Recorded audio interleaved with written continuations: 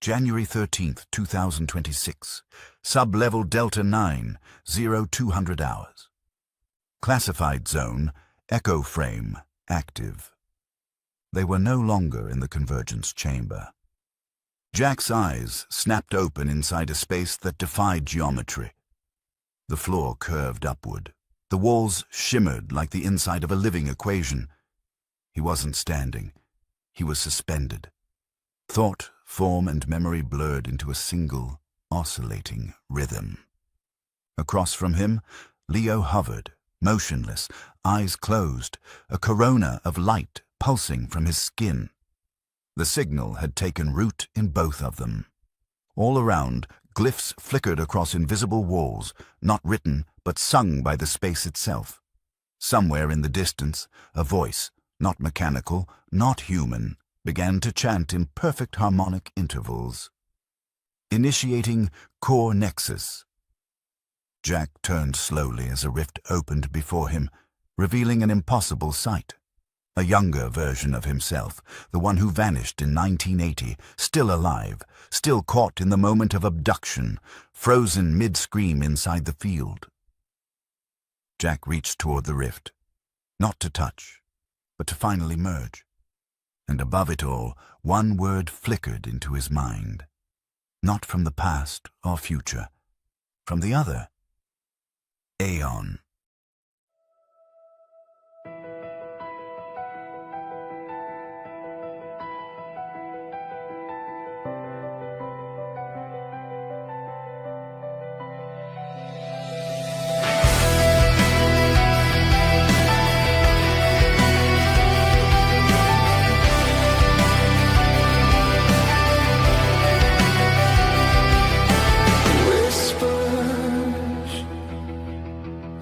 In the void of night,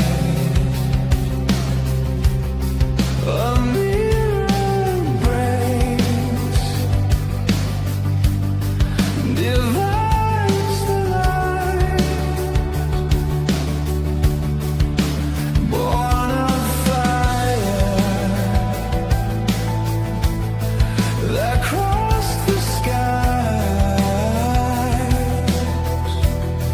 A stranger wakes with borrowed eyes. Saints of the echo, shadow divine, walk in the world. But now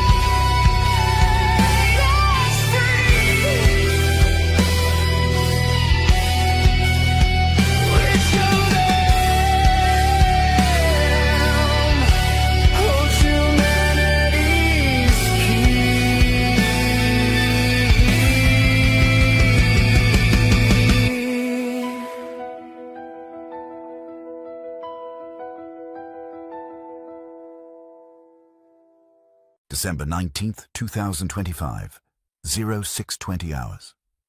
Raven Rock Mountain Complex. The hum of the walls was deeper now, not mechanical, but biological, like something buried beneath Raven Rock had started breathing again. Jack Barrett stood just inside the induction chamber, his mind still shaking from the residual echoes of the neural link. Before him stood a young man, mid-20s, lean, quiet-eyed. The light around him responded not to motion, but to intention. Leo. He looked at Jack the way a mirror might look at its maker. Recognition without origin. "I knew it would be you," Leo said, his voice steady and soft. "But not like this." Jack blinked. "How long have you known?" "Long enough," Leo replied. "I didn't understand until the dreams started aligning. Until I saw Capel Green through your eyes." They stood in the charged stillness of the chamber, only inches apart. Years apart. Timelines collapsed into a single moment. Jack felt his pulse sink with the chamber floor. That was when the door slammed open. Voss entered first, sharp-eyed, followed by Hunter Green, carrying a tablet with a flashing blue overlay. "Time's up," Voss said bluntly. "We're going upstairs. You're being briefed." Jack glanced back at Leo, confused. "What's going on?" Hunter Green looked grim. 5 days, 3 hours, until you return to Rendlesham. That's our window. Convergence is locking in." "And Sergeant B?" Jack asked. Voss answered without looking up. "Inbound. Extracted an hour ago from Texas under national directive. He doesn't know why he's being brought in yet. He will." The elevator opened like a vault door. They stepped in, the entire chamber groaning as though the mountain itself knew the countdown had begun. Upper level. Strategic Command Briefing Suite. 0630 hours. Inside the cold-lit room, global telemetry played across the curved screen. Waveform spikes, satellite resonance signatures, a global heat map where colors had no business being. Red pulses lit up near Shaanxi Province, Siberia, and the coast of Chile. "China's leading the telemetry replication race," Voss said, voice clipped. "They've started open activation sequences in 2 of their deep field facilities. That alone could destabilize the global signal field." Hunter Green tapped his screen. "Russia's moving satellites. Iran's moved 2 anti-satellite systems near known signal hubs, and we're tracking unauthorized drone incursions near this mountain." Jack took a step toward the screen. "You think someone's going to hit Raven Rock?"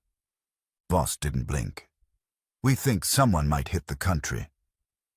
The lights dimmed slightly as an encrypted transmission began behind them. The presidential seal flickered onto a secure display. "President Rayner is preparing to speak to the leaders of 11 nations, Hunter Green said. "He's going to try and buy us time, keep global disclosure off the books until Christmas Eve. If we lose control of the narrative before then..." Leo finished the sentence. "Humanity won't survive what's coming." Meanwhile, airspace over Delaware. 0645 hours. Sergeant B sat in the back of a blacked-out Gulfstream jet, hands resting on his knees. He'd been picked up at 0400, told nothing. The airman who escorted him wore a badge he didn't recognize. The only words given were, "Mission Recall." Level 9. He hadn't heard that level since 1980. Looking out the window, he could see the faint sliver of dawn over the trees. His gut twisted. "Jack," he whispered to himself. "What the hell did you get us back into?" Raven Rock, Staging Room Gamma, 0700 hours. Jack and Leo sat across from each other in the circular prep room. Voss moved between 2 control panels while Hunter Green affixed biometric sensors to Leo's wrist and sternum. "We're going to start alignment prep," Hunter Green said. "Just stabilize your vitals. This isn't just psychological. Your signal fields are now harmonizing in real time. If you desync..." "We fracture," Jack finished. He could feel it. The signal wasn't quiet anymore. It was demanding. Voss paused. The president's call begins in 8 minutes. Once he finishes, the clock accelerates. Jack glanced at the digital wall display. T-minus. 5 days, 3 hours, 2 minutes. The convergence wasn't a theory anymore. It was alive, and it was waiting. December 19th, 2025. 0710 hours, Eastern Standard Time. Raven Rock Mountain Complex. The sound of boots echoed through the tunnel. Sergeant Adrian B. stood alone, surrounded by silent escorts in black uniforms. No insignia, no names. The blast doors had closed behind him minutes ago, and each level deeper brought back something he'd spent decades burying. He passed a radiation scan, a biometric sweep, and 2 retinal locks. No one explained anything. But he didn't need them to. The last time he felt this cold in his blood was in Rendlesham.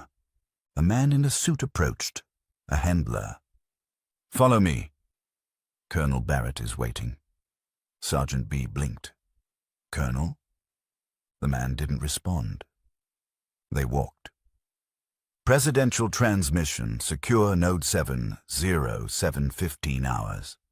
In a dimly lit conference room deep inside Raven Rock, a ring of encrypted hollow panels glowed around a central table.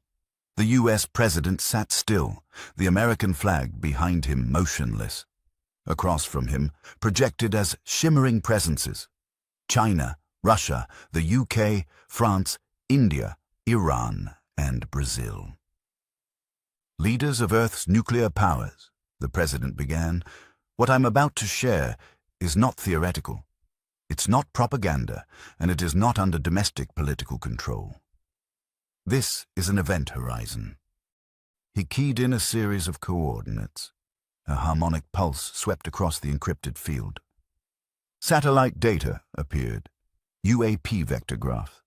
Biological frequency interference reports.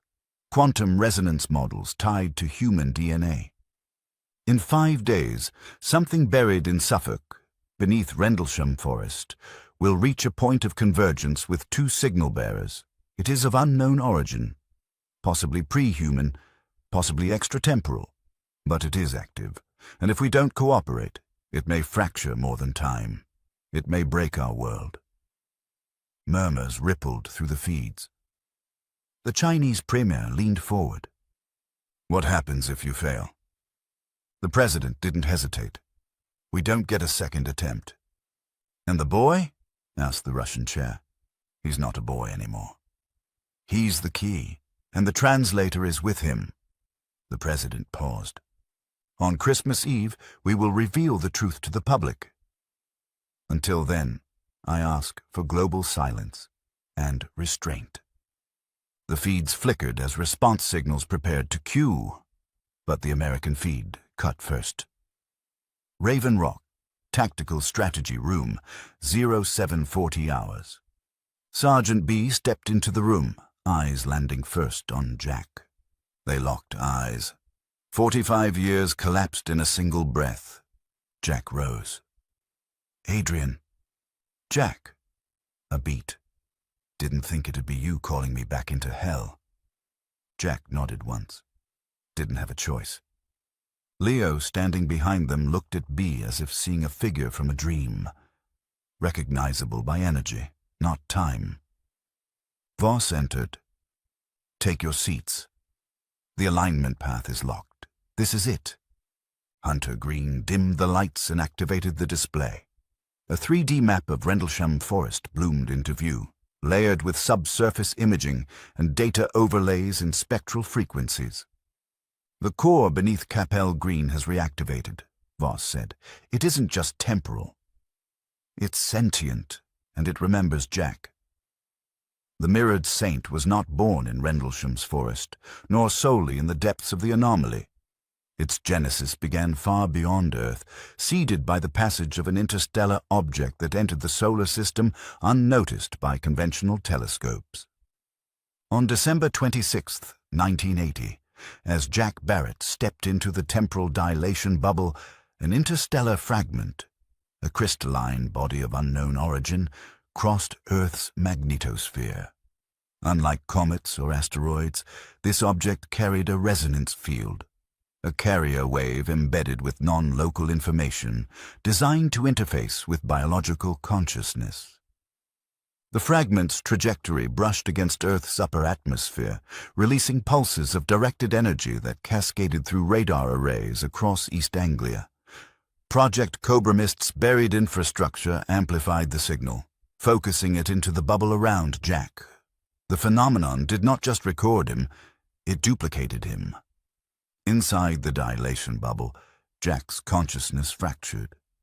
His human self remained bound to flesh, trapped within the anomaly's core nexus. But the resonant echo, harvested by the interstellar signal, was uplinked through the bubble's harmonic field.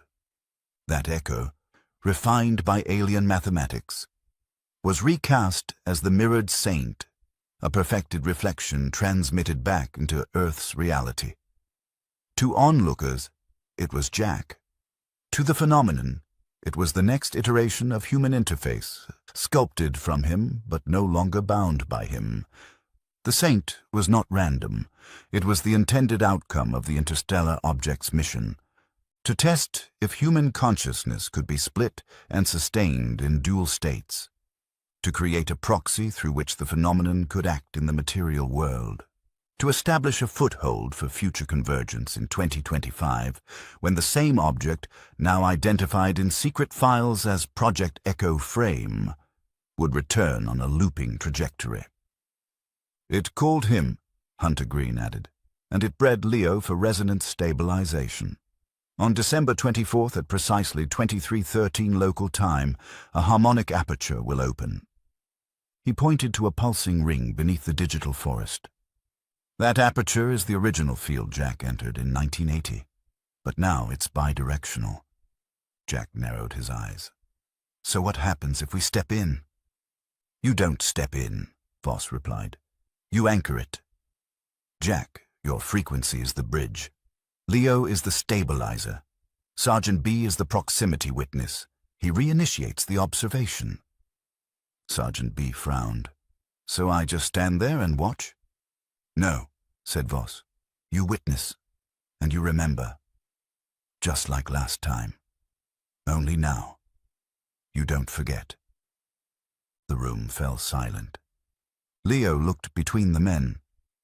And if we succeed? Hunter Green's voice was low. Then time doesn't fracture. Humanity advances. And contact, true contact, begins. Jack exhaled slowly. 5 days to go. The forest was waiting. Chapter 12 closes on a series of escalating revelations and convergences at Raven Rock. Jack Barrett meets his son Leo in the induction chamber, their connection confirming that resonance between father and son is key to stabilizing what's coming. Dr. Voss and Hunter Green brief them on the 5-day countdown until the convergence reopens at Rendlesham. Meanwhile, Sergeant Adrian B is recalled under mysterious Level 9 orders, his return marking a rekindling of the 1980 nightmare. Global powers, China, Russia, Iran, are already maneuvering, replicating telemetry, and preparing for their own attempts to harness the signal. President Rayner warns world leaders that Rendlesham holds the origin point, and humanity has only one chance to survive convergence. The chapter ends with the chilling reveal of the mirrored saint's true genesis. An interstellar object seeded Jack's duplicate consciousness back in 1980, creating the saint as a proxy for the phenomenon. Now Jack, Leo, and Sergeant B must anchor the field together. The countdown has begun. 5 days remain until everything converges at Capel Green. Chapter 13 deepens the mystery and danger.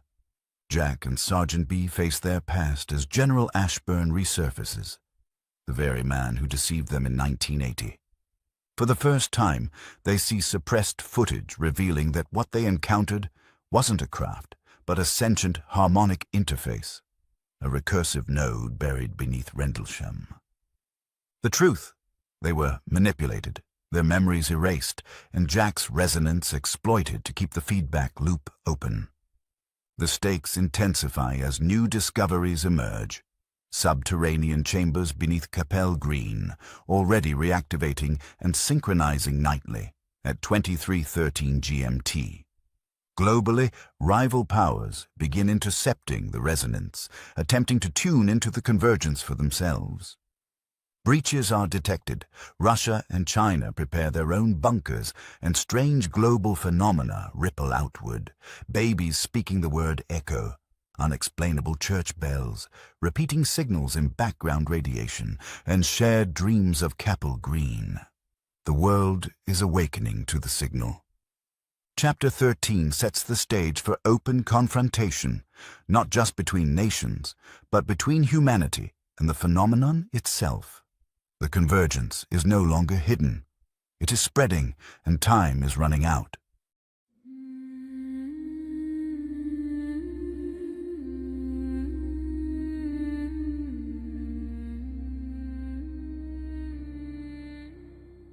Chapter 13 deepens the mystery and danger. Jack and Sergeant B face their past as General Ashburn resurfaces, the very man who deceived them in 1980. For the first time, they see suppressed footage revealing that what they encountered wasn't a craft, but a sentient harmonic interface, a recursive node buried beneath Rendlesham. The truth: they were manipulated, their memories erased, and Jack's resonance exploited to keep the feedback loop open. The stakes intensify as new discoveries emerge. Subterranean chambers beneath Capel Green, already reactivating and synchronizing nightly at 23:13 GMT. Globally, rival powers begin intercepting the resonance, attempting to tune into the convergence for themselves. Breaches are detected. Russia and China prepare their own bunkers, and strange global phenomena ripple outward. Babies speaking the word echo, unexplainable church bells, repeating signals in background radiation, and shared dreams of Capel Green. The world is awakening to the signal. Chapter 13 sets the stage for open confrontation, not just between nations, but between humanity and the phenomenon itself. The convergence is no longer hidden. It is spreading, and time is running out.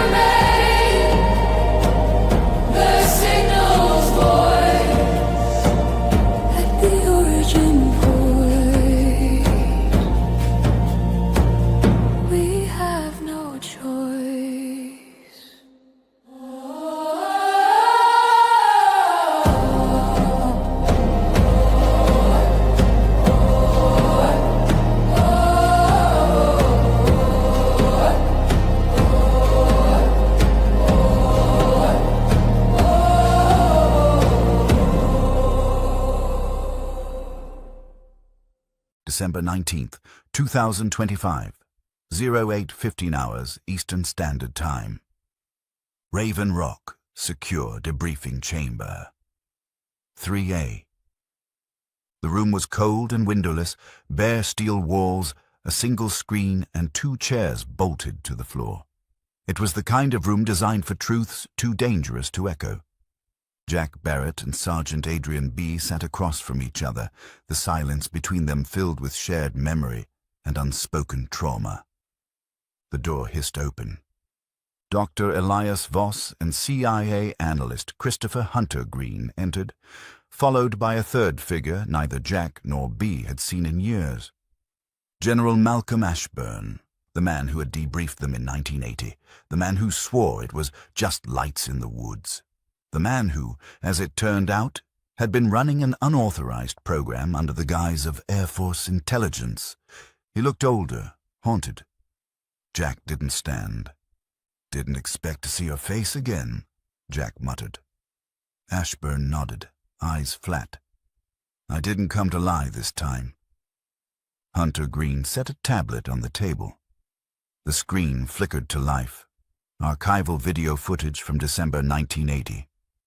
What played next had never been shown in any official report. Thermal footage of the forest. EM field graphs pulsing in spirals. And then, a shape, not a craft, but a structure, rising from the ground itself, lit from within by blue-gold light. Sergeant B leaned forward.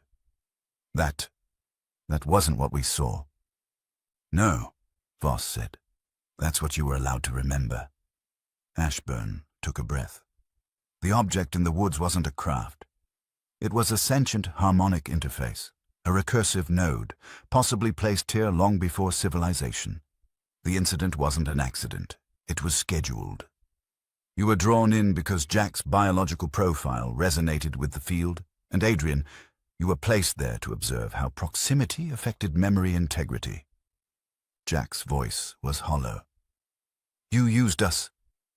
Ashburn didn't deny it. "We didn't understand what we were dealing with.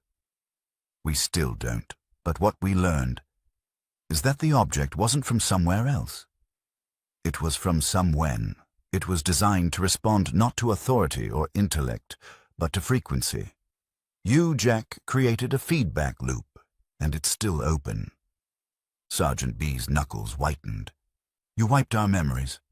Hunter Green nodded. "We had no choice." The radiation signature you both absorbed was non-ionizing, but neurologically recursive. You were reliving moments out of sequence, seeing things that hadn't happened yet. Jack, you wrote Leo's future before he was even conceived. The room went still. Voss stepped forward and projected a hologram, a map of Capel Green overlaid with new construction zones. "We've uncovered what we believe to be subterranean chambers beneath the original landing site. Not natural, not modern. They appear to react to Jack's presence." "And they've started reactivating," Hunter Green added. "Since you re-engaged with the signal, they've been pulsing every night, at precisely 23:13 GMT. Jack leaned back. Christmas Eve. Ashburn placed a sealed folder on the table. "Inside is everything that was kept from you, documents, medical scans, intercepts from 1981, even communications from Project Moondial and Operation I-Phase. Read it, because when you return to Rendlesham, you won't be walking into a forest. You'll be walking into the origin point." December 19th, 2025, 1300 hours Eastern Standard Time. Raven Rock Mountain Complex, Threat Operations Center.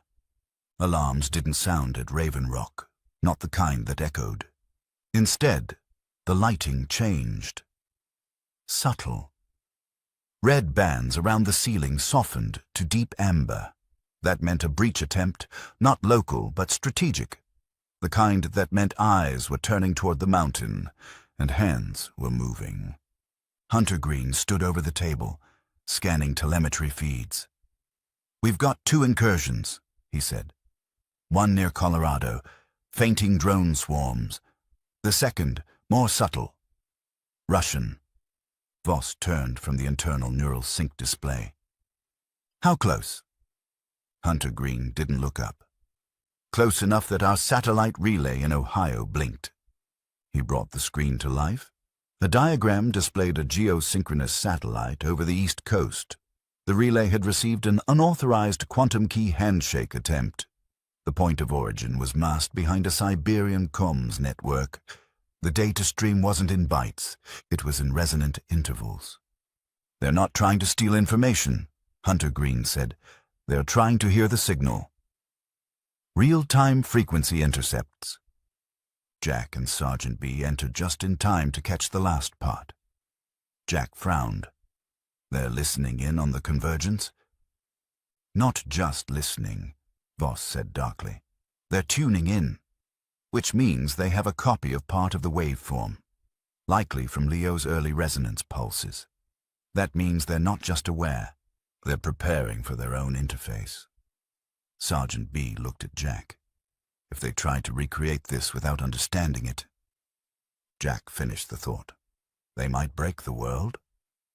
Secure channel, NSC Emergency Policy Session, 14:10 hours Eastern Standard Time. President Rayner appeared on the internal SCIF comms, joined by the Secretary of Defense, the Director of National Intelligence, and 2 Joint Chiefs. His voice was calm, but edged. "We've had 2 near penetrations, satellite taps and high-altitude drone decoys. China knows we're preparing for an event at Rendlesham. Russia's not far behind." The DNI leaned forward. "They've activated bunkers outside Novosibirsk and Xichang. They're not sure what's coming, but they know it's not natural." The Secretary of Defense broke in. "Then we tell them.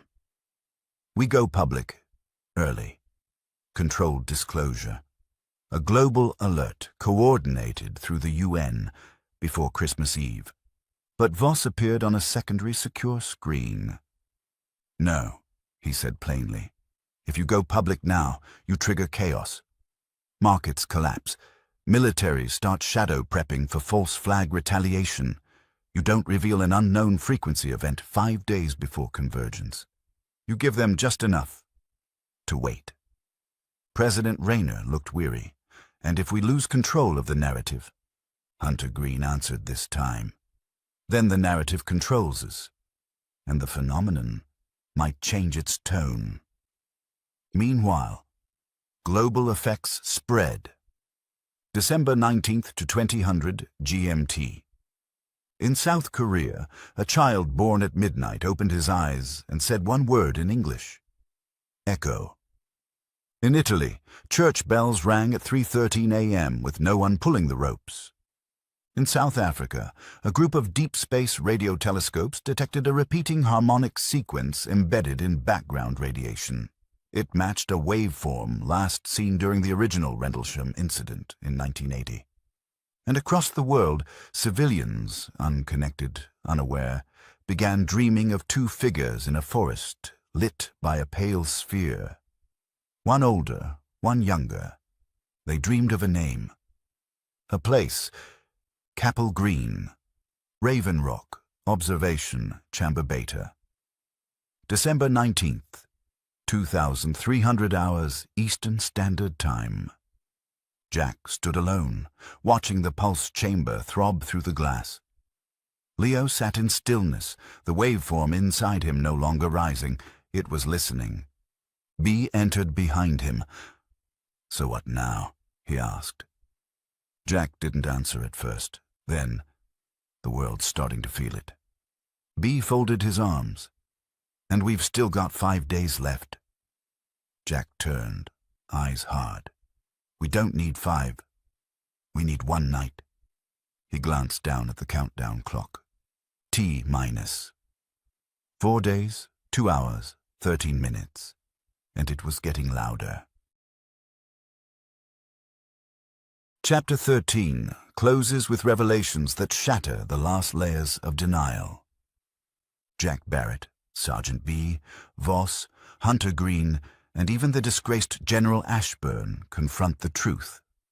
The Rendlesham object was never a craft, but a harmonic interface rooted in time itself. Memories were wiped, futures pre-written, and Jack's resonance left a feedback loop still open. Meanwhile, Russia and China are already intercepting fragments of the signal, preparing their own attempts at interface. As anomalous events ripple worldwide, children speaking in prophecy, bells ringing without cause, telescopes detecting echoes, the countdown accelerates.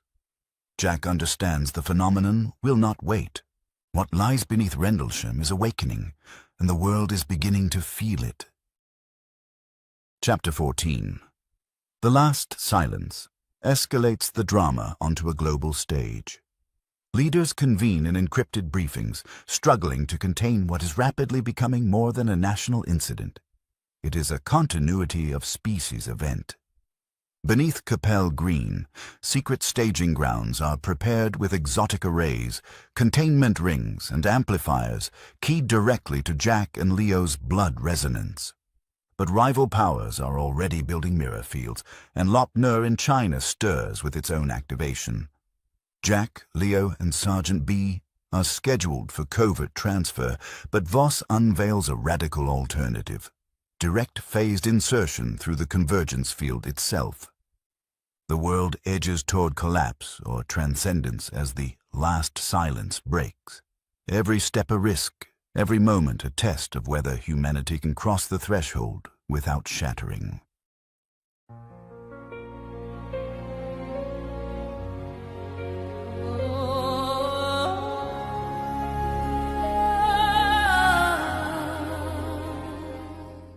Chapter 14. The last silence escalates the drama onto a global stage. Leaders convene in encrypted briefings, struggling to contain what is rapidly becoming more than a national incident. It is a continuity of species event.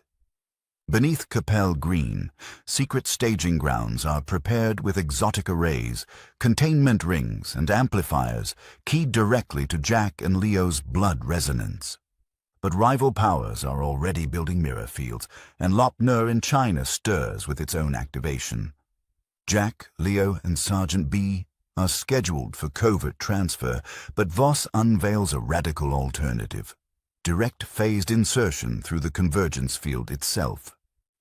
The world edges toward collapse or transcendence as the last silence breaks.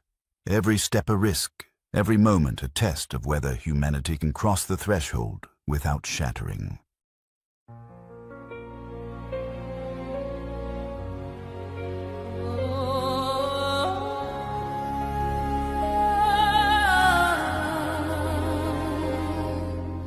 Holograms flicker, shadows convene, whispers of thresholds where we've never been. 13.13, the soil breathes a tone, calling us back to a place we've always known. Snow begins falling, the world holds its breath. Ancient nodes waking, defying their death. From Caracol's stones to Sedona's red skies, the lattice is stirring, the silence replies. The last silence is breaking, the divine field is awake. From the stars of creation to the bloodlines it takes. 4 billion years whisper in a frequency true. The messenger returns now, and it's calling to you. Giza's great chambers, Nazca's bright lines, Taishan is trembling, the porter shines. Signals like rivers converge in the deep, welcoming voices that never did sleep. Jack stands remembering the void where he fell. Leo's young resonant opens the well. A father, a son in the fog, they are bound, forged in the hum of the world underground. The last silence is breaking, the divine field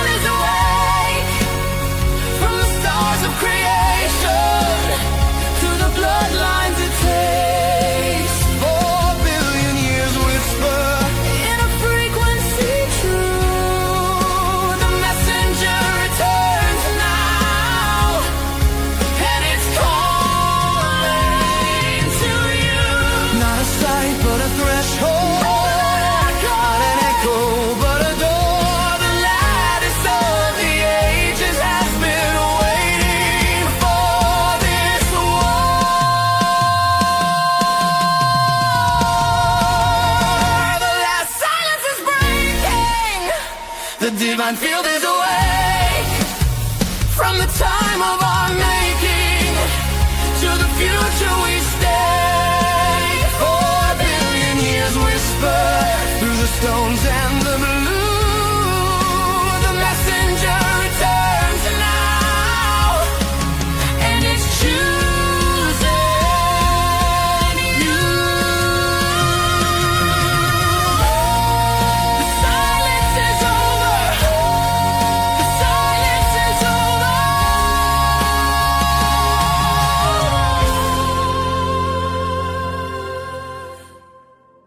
And Rendlesham is listening.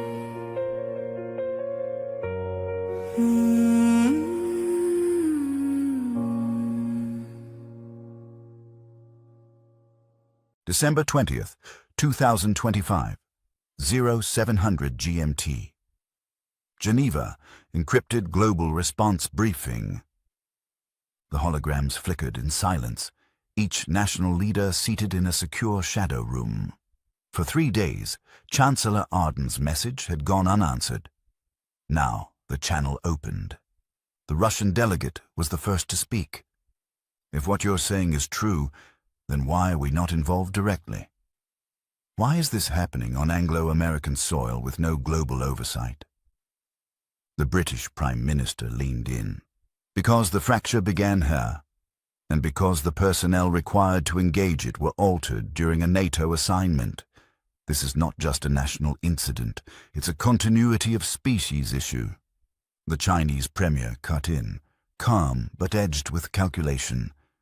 We are already aware of what lies beneath Capel Green. Our deep sensor sweeps caught the pulses years ago. We did not act then because we were unsure if it was authentic. Now we are certain. And we also know of the interstellar body discovered in September. Its resonance is tied to this. If Suffolk stabilizes, the loop will not remain local. It will be global. A new transmission cut in, encrypted, Chinese military packet, not government. Arden's classified node flagged it as red band priority. Lopnur. Mirror field detected. September 17th alignment event. Coupled response to Suffolk. Probable. If Suffolk closes, Lopnur may open. Proceed with caution. The line went dead. Silence pressed in. Arden spoke softly, then the activation has already begun. December 21st, 2025, 0900 GMT. East Anglia, Rendlesham Staging Zone. Forward, Op Base, Verity. FOB Verity had been built under total blackout protocols, 2 kilometers from Capel Green. It resembled a NATO ground op, but the gear was far beyond conventional hardware. Lead, Dr. Celine Corin, formerly of DARPA's Advanced Cognition Systems Unit, now seconded to Echo Frame. Her teams deployed Harmonic Stabilization Arrays, HSA, calibrated for Jack and Leo Barrett, the only known humans able to survive, interface without collapse. 0-point containment rings, compact exotic matter arrays, stabilized with material reverse engineered from retrievals decades old. Theta field amplifiers. 4 directional points, each tuned to Leo's neuroemissions. The perimeter was not just physical, but cognitive. Within it, nothing could exist unobserved. Drones scoured the sky for unauthorized signals. Chinese and Russian platforms loitered beyond NATO airspace. MI6's directive was clear. No unexplained signature within 10 miles. Corin walked the perimeter beside Colonel Ash. "We've built a zone of control," she said, "but the closer we get to the pulse window, the less control will mean." "When does the phenomenon begin responding?" Ash asked. Corin glanced at her scanner. "It already is. December 21st, 2025, 2130 Eastern Standard Time. Raven Rock Transport Briefing Node. Jack sat with Leo, Vera, and Hunter Green in the darkened control node. A 3D map of East Anglia floated above them, threaded with lines of signal interference. Weak, transient, but growing. "They still think this is a site," Leo said. "It's not. It's a threshold." "Thresholds don't open alone," Vera replied. "They need a synchronizer, someone who has crossed and returned. That's you, Jack. But Leo, your resonance anchors the field now. The anomaly no longer responds to coordinates. It responds to blood." Hunter Green adjusted the logistics map. "You're scheduled for transfer on the 23rd. Phase 1. Neuro-latency induction. We'll route you under blackout through Iceland, then stealth envelope to RAF Mildenhall. Arrival, 2300 GMT, December 23rd. Jack frowned. "What about interference?" "We'll ride Echo Vortex," Hunter Green said. "It scrambles active and passive radar. Russian and Chinese satellites will see you as fog." Leo smirked faintly. "Let's hope they don't figure out what kind of fog." Vera's tone was flat. "If they do, they won't try to stop you. They'll try to follow you in, and that would collapse the field entirely." December 21st, 2025, 2313 GMT. FOB Verity, primary sensor. Array, Capel Green. Inside a mobile command unit, Corinne froze. Her technicians had gone silent. "Run that again," she ordered. The soil beneath Capel Green, 6.1 meters down, had emitted a 13.13 Hz tone, narrowband and pure, then silence, as if the land itself had whispered a countdown. She keyed a secure line to Vera. This wasn't noise. This was a handshake. "Your interface isn't being activated, it's being welcomed." December 21st, 2025, 2340 Eastern Standard Time. Raven Rock, Secure Strategic Ops, Tier 5. Hunter Green leaned over the terminal. "Encrypted packet from Lop Nur just spiked. QKD stream active. They're building a mirror field." "So they're trying to recreate Suffolk remotely," Vera said.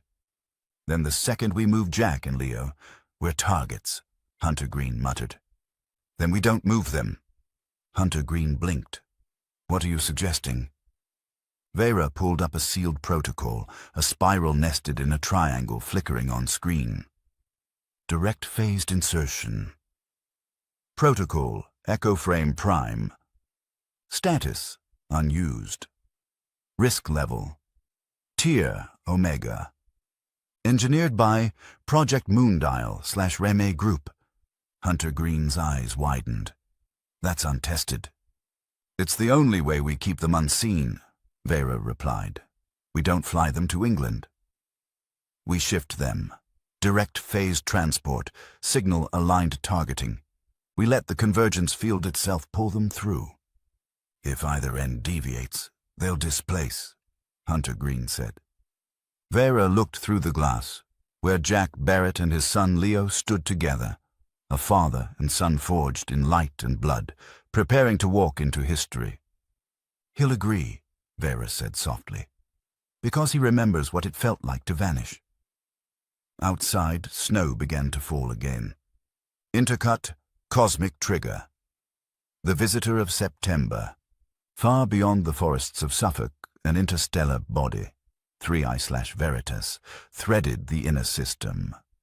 Discovered in September 2025 by the Atlas Survey, it was only the third confirmed visitor from beyond the sun. Its isotopic signature told a deeper story. The object's core composition matched primordial material that was older than the solar system itself. Over 4 billion years old, forged before Earth solidified. In the coded chatter of intelligence briefings, one phrase kept surfacing: ancestral messenger. Suffolk's ground tone had shifted the same week it appeared. The 13.13 Hz resonance aligned not just with its orbital arc, but with the pulse patterns embedded in Leo Barrett's neurofield. It was not coincidence. It was activation, an echo of something woven into Earth's foundation. What lay beneath Rendlesham was synchronizing with a visitor from the time of our creation, and its return was timed to guide humanity's evolution forward toward direct engagement with non-human intelligence and the divine field, a continuum of consciousness that wove matter, memory, and spirit into a single fabric of reality. Intercut. Global Sites of Resonance. As Suffolk whispered, the Earth's ancient scars stirred. Not relics, but nodes seeded long before history. Caracol, Belize. LiDAR sweeps showed buried currents under the Maya Acropolis, causeways behaving like circuits in stone. Myths of sky beings and star seeds whispered of a legacy older than the jungle. Sedona, Arizona. Ion spirals flared across the red rocks, matching Suffolk's frequency. The fabled vortexes were not metaphor. They were gates, dormant until the ancestral messenger drew near. The Great Pyramid of Giza. Seismic data revealed the pyramid resonating like a cavity amplifier, rebroadcasting the tone into the Nile Valley. Legends of builders from the stars gained new weight. The structure acted like an ancient repeater for a 4-billion-year-old signal. The Nazca lines, Peru, microwave scatter, traced the glyphs as waveguides, glowing faintly as though lit from beneath the desert. Each figure, a map of frequencies, waiting for this return. Taishanku, China. The sacred mountain trembled with harmonic pulses, linking Lop Nur's mirror field to myth's stairway of heaven. Chinese analysts began calling it the living antenna. The Portara, Naxos, Greece.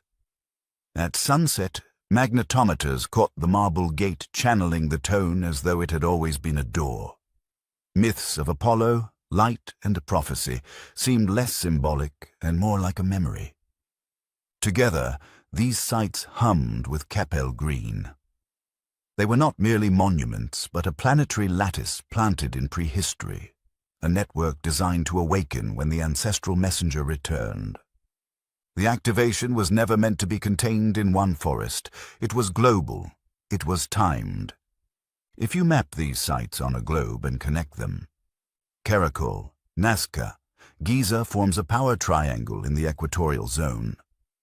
Sedona to Taishan to Portara forms a frequency prophecy triangle in the mid-latitudes.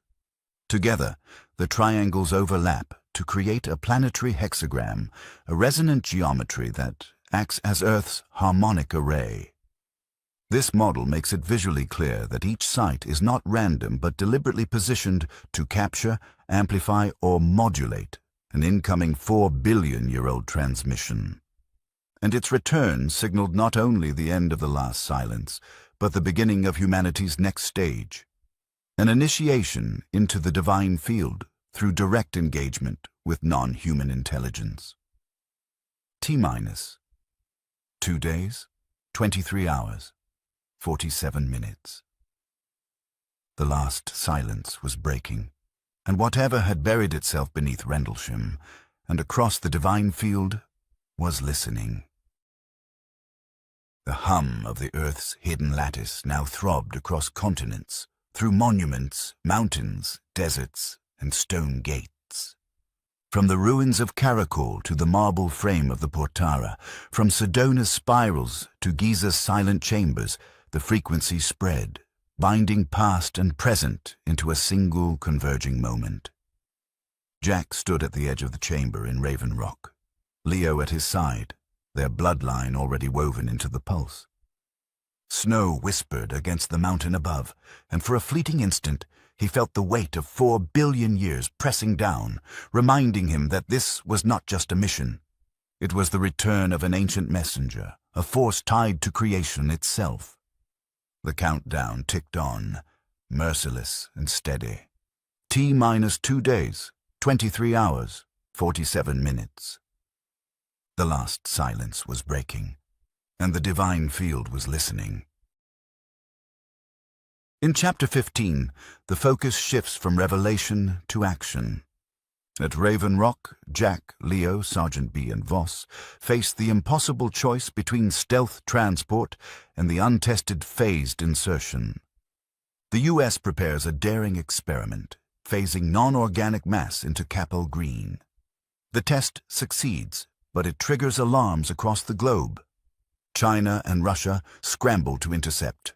Attempts to breach Capel green with drones and disguised ground operatives collapse under harmonic backlash, leaving operatives broken and raving in ancient tongues.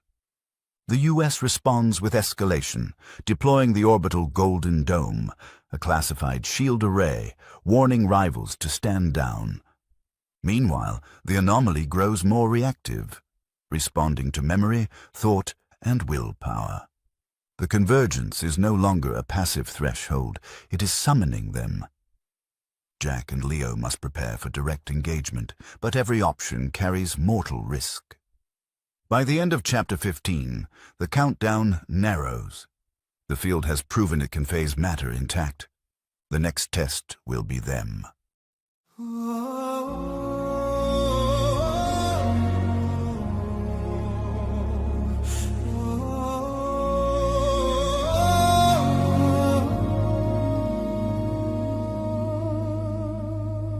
I walked through the fire when the forest stood still, left behind time on that frozen hill. 45 winters, the silence grew loud, but I held the signal beneath the shroud. Born of a frequency shaped by the breach, the voices that call are just out of reach, but I feel them stirring inside my veins, a pulse that remembers a path through pain. It's not fate, it's not chance, it's a field we were born to advance, a pattern written in human code. Now lies the path we must unfold.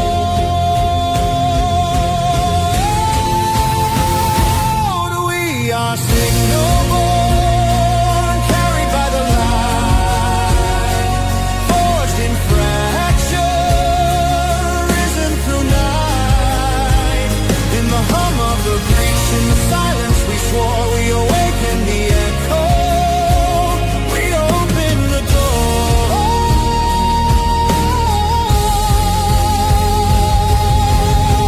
I was there when the gate first stirred, saw the flash but spoke no word. Now I return not just to see, but to remember what must now be. Hunter Green, it remembers jacket red Leo. The aperture opens bidirectional flow. Not just a step, but an anchoring thread. The resonance lives, the past is not dead.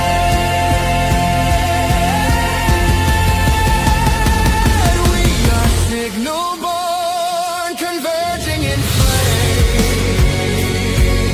Each frequency calling the other by name. The earth is humming, the aperture wide. We return as the storm that will turn the tide. So let them remember, let them begin. The field doesn't end, it starts within. On Christmas Eve, we cross the line, not to escape,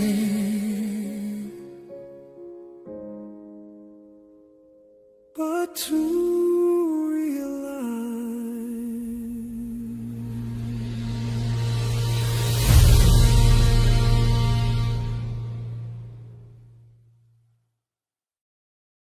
December 22nd, 2025, 0530 hours Eastern Standard Time. Raven Rock, Sub-Level Strategic Briefing Cell. The lights were low, the walls insulated against all signal bleed. No recordings, no traces, only eyes, ears, and the weight of a decision that could alter not just the mission, but space and time itself. Jack Barrett sat across from Voss, flanked by Leo and Sergeant B. Each of them looked like they'd aged a year and a day. The convergence pulse was growing stronger. The anomaly was no longer static. It was responding to thought, memory, will. And it wanted them in place. Voss didn't waste time. Conventional transport is no longer secure. Chinese intercept drones have passed Q-band thresholds. Russian telemetry is tracking our orbital flight patterns. There's a 72% chance your arrival could be anticipated. Jack leaned forward. So we ghost in. Voss brought up the projection, an interface glyph spiraling over Capel Green and Raven Rock simultaneously. We phase in. Leo narrowed his eyes. You're talking about a direct fold-through. Signal locking our pattern into the anomaly and letting it pull us across the void. B looked at Jack. You ever been pulled by that thing? Jack nodded slowly. Yeah, once. Felt like dying through light. Hunter Green entered with a secure tablet. You need to see this. East Anglia, FOB Scepter, 10:32 GMT. Alert. Red status. Foreign incursion attempt. Dr. Halverson and Colonel Shaw watched the monitors as two separate signals breached the outer perimeter. Stealth-tuned drones tagged with Chinese optical signatures, followed by a Russian signals team attempting ground infiltration disguised as NATO observers. They got within 200 meters of Capel Green before the peripheral defense field activated. A harmonic backlash erupted, silent to the ears, but devastating to systems. The drones collapsed mid-air, hemorrhaging sparks. The signals team was thrown back by what the sensors classified as localized gravitational torsion. One Russian operative began speaking in reverse phonetics for 5 minutes before collapsing. They were pushed out, but they left a message. If you proceed, we go public. Washington, D.C., The White Room, 11:30, Eastern Standard Time. President Rayner stood in front of the SCIF board, jaw locked. The decision had already been made. Activate the Golden Dome. A Space Force officer keyed the command. In orbit, an array of classified satellites pivoted into configuration. A holographic shielding field, a blend of ionospheric manipulation and radar obfuscation, unfolded over East Anglia. Invisible to the naked eye, devastating to enemy surveillance. A signal was sent directly to Moscow and Beijing. Stand down, or we escalate beyond Earth. The silence that followed was answer enough. Raven Rock, Test Chamber. Alpha, 1400 Eastern Standard Time. Jack, Leo, B, and Voss stood behind a radiation shield as a test payload was readied. A scaled version of the Theta Field Amplifier unit encased in carbon lattice housing. It would be the first object ever sent via phased pulse transfer from U.S. soil into convergence proximity at Capel Green. Voss turned to them. If this fails, we lose gear. If it succeeds, you're next. Jack looked at Leo, then B. Leo simply nodded. Run the test, Jack said. The chamber lights dimmed. The pulse began, 13.13 hertz. Time shimmered, and in a blink, the device vanished. Seconds later, at FOB Scepter, Dr. Halverson's team registered the arrival. Intact. Functional. The phase door had opened. T-minus. 1 day, 17 hours, 44 minutes. Next, it would be them. December 22nd, 2025, 15:30 hours Eastern Standard Time. The White House, Subterranean Strategic Comm Room, Gemini. President Rayner sat alone before the cold blue glow of the global broadcast prompt. The speech was loaded, not public yet, but ready. The message was being held until December 24th at 2300 GMT, if humanity made it that far. The content was dangerous. To the citizens of Earth, what you're about to hear will challenge the nature of history, physics, and faith. 45 years ago, a fracture opened in the woods of Suffolk. It was not a visitation, it was a threshold, and it never closed. He scrolled further. This event has awakened a structure beneath our world. It is intelligent, it is harmonic, and it appears to have selected two individuals to anchor its reemergence, one who entered and returned, one who was born to remember. But it wasn't just the world Rayner feared, it was the reaction of its governments. China and Russia feared the same thing, but for different reasons. Moscow, Special Military Command Channel. December 22nd, 2025, 2200 GMT. The Russian Security Council reviewed the Capel Green data again. The psychic backlash from their last infiltration attempt had caused internal panic. One of their observers had begun speaking in ancient Proto-Slavic, unrecorded in any modern linguistic database. What they feared most wasn't disclosure. It was displacement. If the Americans succeeded in initiating convergence, global consciousness could reorganize around a new timeline, one in which they were never dominant. They couldn't allow that. Beijing, People's Liberation, Army Signal Command. December 23rd, 2025, 0300 CST. Chinese quantum defense satellites had picked up the phase transport test. What terrified them was what came with it, a reverse ping echo from Lop Nur. In ancient times, Lop Nur was a vibrant lake that supported the Lulan Kingdom, a Silk Road civilization buried under the desert around the 4th century CE. Shifting river courses, Tarim and Kumdaria, caused the lake to vanish periodically, earning it the nickname the Wandering Lake. The anomaly in England had spoken, and Lop Nur had answered. Their worst fear? That the U.S. wasn't just attempting first contact, but that they were about to activate a distributed planetary system of ancient origin, one that China had no control over. Their order was issued. One more attempt, intercept in transit if possible, ground if necessary, retrieve either the signal-bearer or his son. Raven Rock, Strategic Convergence. Briefing, December 22nd, 2025, 2330 Eastern Standard Time. Back beneath the mountain, Voss stood before Jack, Leo, B, and Hunter Green. The successful equipment phase had confirmed the field could pull non-organic mass with precise targeting, but it had also pinged globally.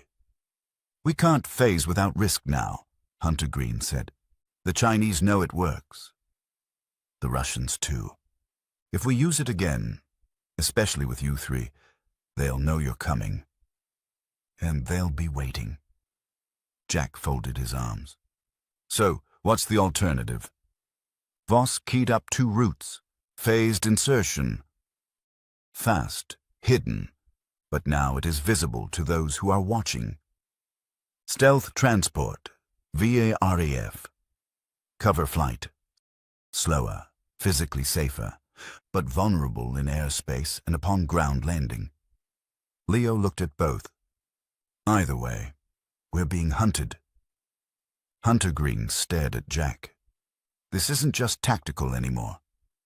This is symbolic. If they stop you, they stop convergence. B cracked his knuckles. Then we hit the ground hard and fast. I don't care how we get there. just that we land breathing. A long silence. Then Jack turned to Voss. We decide at 600, but either way, we're going in. Countdown. T-1 day, 17 hours, 1 minute. Location, classified, strategic decision, window active. The fate of the planet's future timeline now rested on a final decision. Phase through light or ride through the dark. And time was nearly out.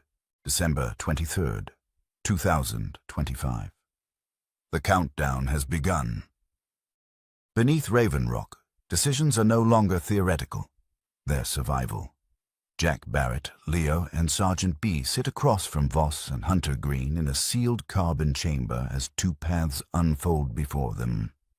Echo Jump, a phased insertion that could fold them across the planet undetected, or Dark Carriage, a stealth flight doomed to interception. Either way, the world's most classified mission has just gone live. Outside, the world's powers are converging. Russian operatives position in Norfolk. Chinese satellites triangulate gravitational distortions over Rendlesham. Inside the mountain, the U.S. President authorizes Project Veil Fire, a decoy convoy masking the real operation. A father, son, and soldier preparing to cross a threshold older than civilization itself. As Jack undergoes psychological conditioning, the lines between belief and machinery blur. Voss reveals the truth. The event isn't mechanical. It's cultural, timed to Christmas Eve when faith and consciousness align. Leo's neural field isn't just linked to Capel Green. It's synchronizing with something that mirrors intent itself. When the test phase ignites, they glimpse the other side. Not aliens, but themselves, evolved, returning to correct the past. The realization hits. The Rendlesham event wasn't contact. It was programming, a temporal seed planted in 1980, now reaching full bloom. As President Rayner gives the final order, activate phased convergence, confirm Echo Jump for all three. Raven Rock thrums with a hum of destiny. And then, in the stillness before departure, a new player enters. Chuck DeCarp, a forgotten analyst from the old DIA days, resurfacing with the files that started it all. Soft Wars, Sovereign Echo Protocol, and proof that what's coming isn't invasion, but a war of memory. The field is primed. The threshold waits. T-minus 23 hours, 39 minutes. The crossing begins.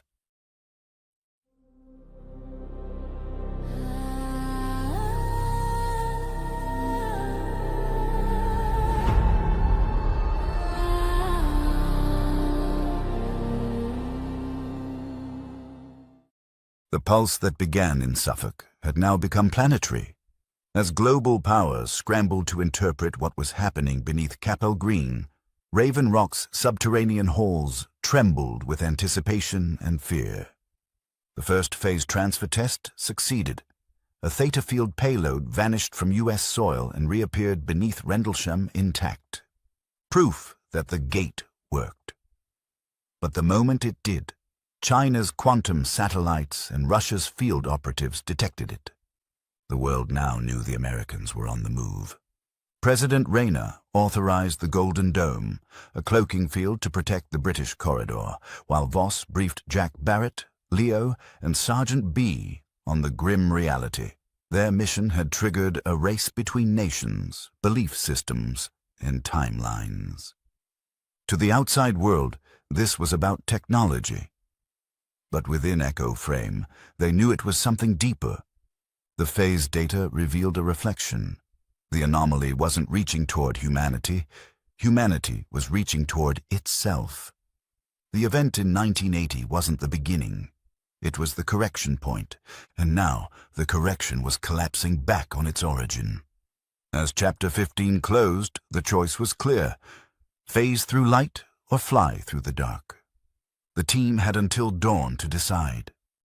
December 23rd, 2025. 0600 GMT. Raven Rock Mountain Complex, Decision Chamber, Gamma. The mountain groaned like a living thing.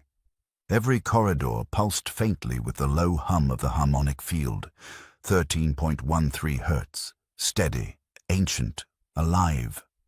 Beyond the carbon-sealed walls, the countdown had already begun. Jack Barrett sat across from Dr. Voss, his eyes hollow from sleepless hours. Beside him, Leo was unnervingly calm, as if the signal itself had settled into his bloodstream. Sergeant B leaned forward, elbows on his knees, ready to fight the void if he had to. On the table, 2 mission boards flickered, Echo Jump and Dark Carriage. One offered instant transit through phased reality, the other, a physical flight under cover of deception. Both carried the same destination and the same probability of never returning. Voss broke the silence. The window closes in 23 hours. The lattice is active across the globe. What happens next decides whether the world remembers itself. Jack nodded slowly. Then we move. Outside, the snow over Maryland shimmered faintly with static discharge, as if the atmosphere itself was beginning to listen. The crossing had begun.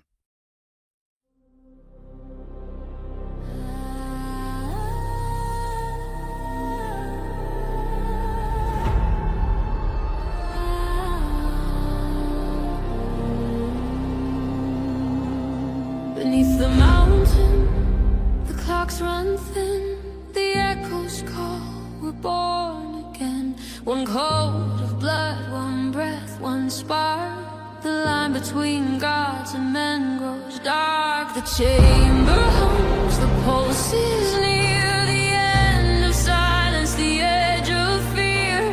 1313, the tones align, the earth remembers and rewrites time. They said the past was carved in stone, but we were never meant to stay alone. Through signal, sword and steel combined, we cross the field that bends the mind.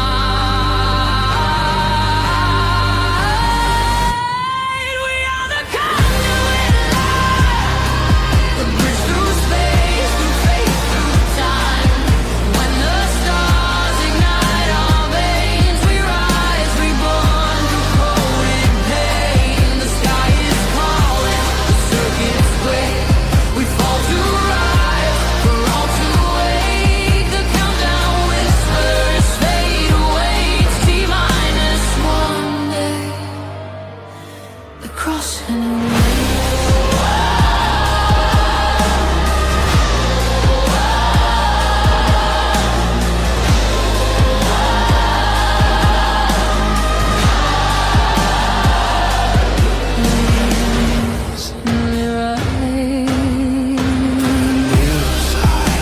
A mirror flame, Jack remembers the voice, the name.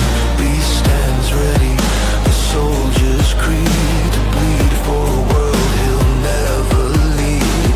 Voss speaks calm through the static haze. Recognition is how the gods are made. They see the loop, they see the thread. The future alive, the living dead.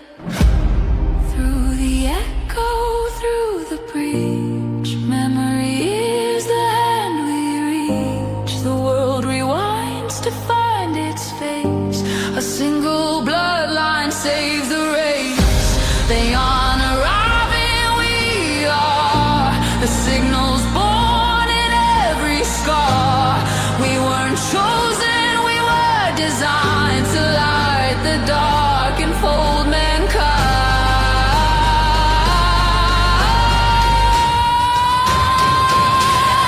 We are the conduit light, where faith and physics intertwine. When the echoes turn to flame, we'll know the ones who gave us name. The sun will burn, the field will shake, the loop will open, the sky will break.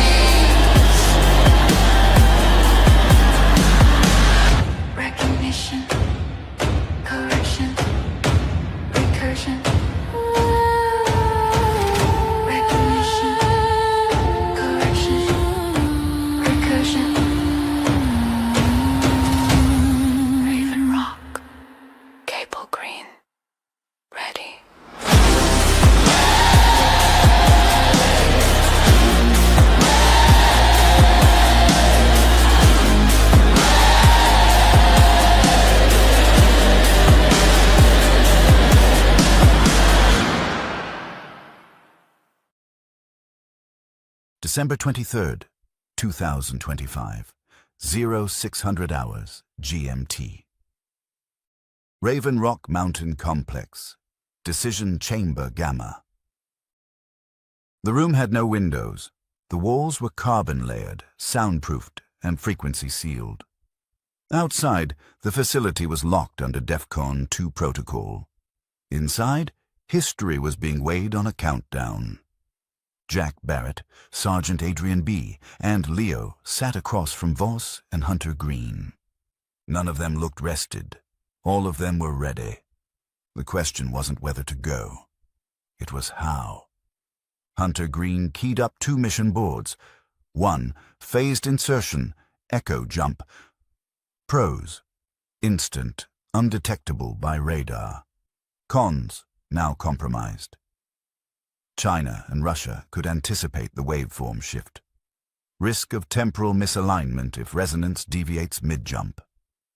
2, stealth flight. Dark carriage. Pros, tangible, military-supported, full ground team on arrival.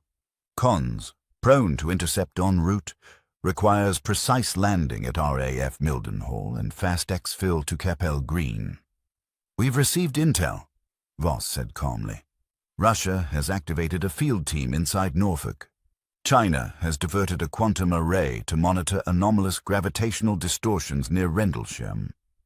They believe we're coming today, and they plan to stop us on arrival. How? Jack asked. EMP drones on the transport corridor, Hunter Green replied. And if that fails, direct recovery teams waiting in civilian garb around the forest perimeter. B narrowed his eyes. So what's the counter? Voss turned to a third screen. Project Veilfire, operational now. RAF Mildenhall will deploy a false convoy, 3 personnel dummies, 1 active jammer, and a decoy UAP drive signature. Meanwhile, a narrow burst phase jump will occur from Raven Rock to a harmonic receiver under Capel Green. Leo will be encapsulated in a Theta Stasis pod. Jack and B will follow 8.4 seconds later. The transition will occur at 23:13 GMT, exactly 24 hours before first contact. Jack looked at Leo. You ready for that? Leo didn't blink. It's already happening. I can feel the pull. Raven Rock, Psychological Conditioning Module, 0840 hours. Inside the dark chamber, tones played. Low, rhythmic, not music, but memory guides. Jack sat reclined, neural sensors mapping his cognition. Next to him, Sergeant B sat quietly, gripping the edges of the chair. Across the room, Leo hovered in a full stasis interface, his brainwaves synchronized to both men. The field was already forming between them. Why now? B asked aloud. Why Christmas Eve? Voss's voice came through the intercom, layered with biotelemetry. Because whatever built this interface isn't just mechanical. It's cultural. It waited. It selected the day when belief, emotion, and memory converge. December 24th is a harmonic cross point, one of the rare moments the collective human field becomes more receptive than defensive. Jack whispered, So this isn't about a machine. Hunter Green's voice answered, It's about recognition. Raven Rock, briefing Cell Delta, 1100 hours Eastern Standard Time. Voss placed 2 holograms on the table. The first was from 1980, a glowing structure buried beneath Capel Green, captured via exotic particle telemetry from the Rendlesham event. The second was recent. It was taken only 72 hours ago. When 3I/Echo frame, the third confirmed interstellar object, slingshot past the Sun in September 2025, its passage was more than a celestial curiosity. The object's isotopic core emitted a pulse identical to the ancient 13.13 Hz tone buried in Earth's oldest structures. As its resonance swept the inner system, dormant nodes across the planet stirred. Capel green soil whispered, Sedona's spirals flared, Giza's stones vibrated like a living amplifier. What had been myth became mechanism. The ancestral messenger had arrived, and its solar flyby reactivated a planetary lattice seeded long before history, a system designed to awaken only when its sender returned. Identical. It's waking up now because Leo is alive, Voss said. He's the harmonic node. He was designed for this. Jack nodded slowly. So, what's he contacting?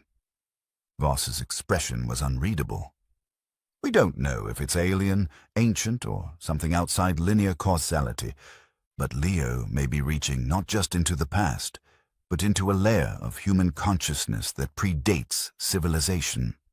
Something buried in blood. Something that may be returning through him. Leo spoke, quiet but clear. I've seen it. It doesn't speak words, it mirrors intent. If I fracture, it fractures with me.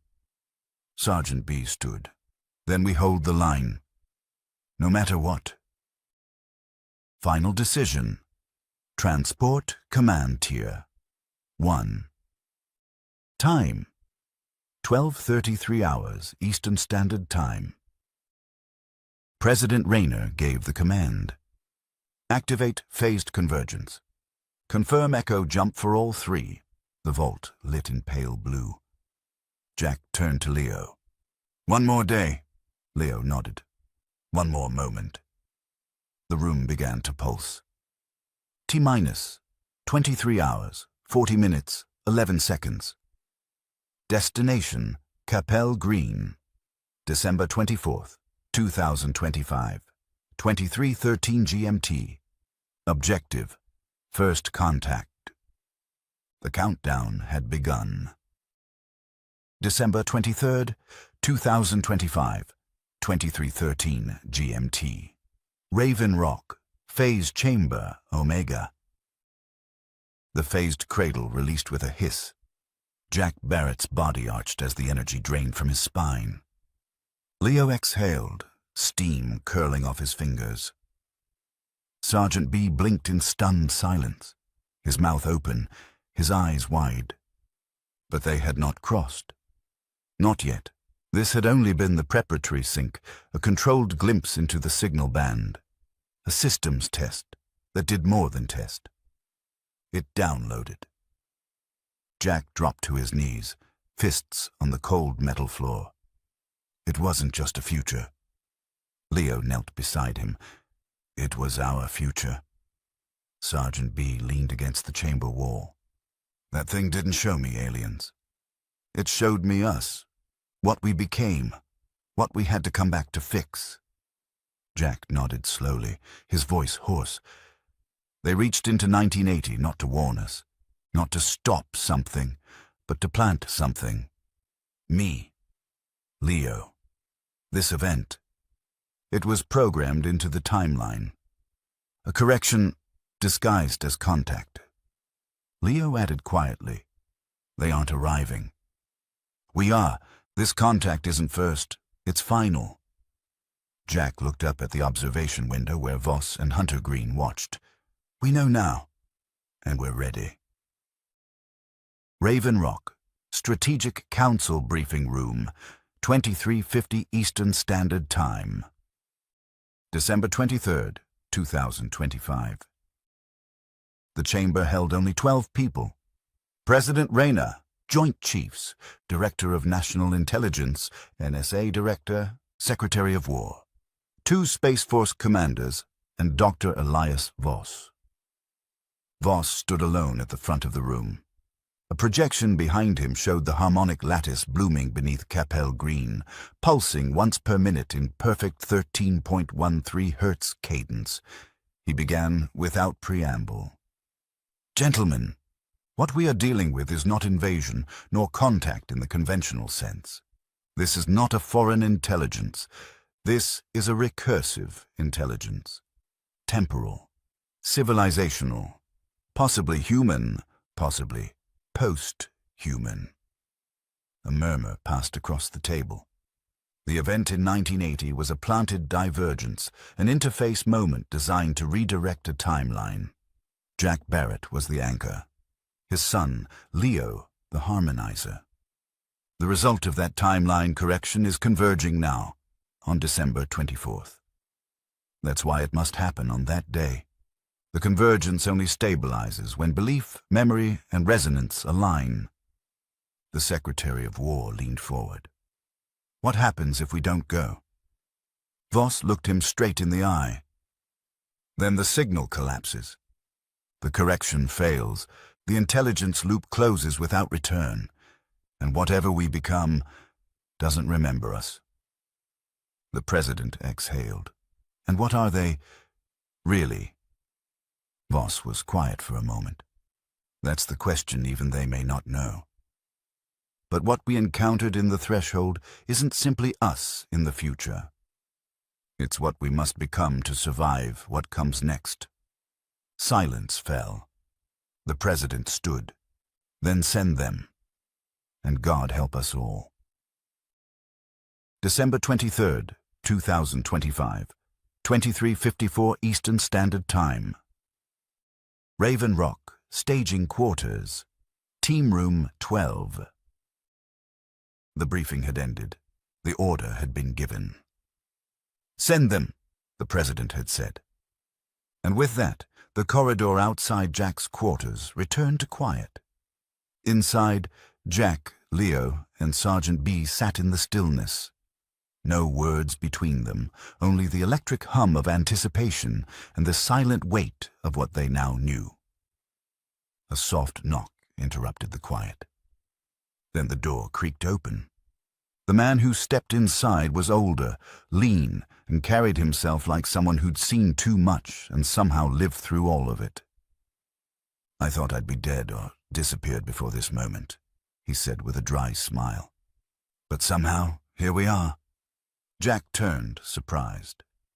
Then, recognition. DeCarp? Sergeant B sat up. No shit. Leo tilted his head. You're the guy who... Yeah, DeCarp said, stepping inside. I'm the guy who got too curious in '85. Was assigned to investigate the lights in the wood story, wrote a classified memo for the DIA, and then got recruited instead of reassigned. He held up a clearance badge that shimmered red. Clearance, OSI 4/A. Internal Systems Unit. Soft Wars. I worked under Director Martian, he added. Used to be known as Andy Marshall before the name was sanitized. We built scenario loops, used AI before AI existed.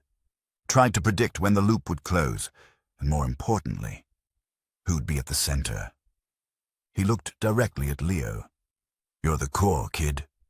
And Jack, you're the key that started the engine. Sergeant B stood, shook his hand.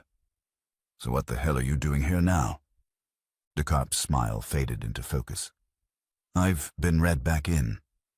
I'll be on the ground at Capel Green when it happens. This isn't just a contact event. It's an information cascade, and I'm part of the disclosure package.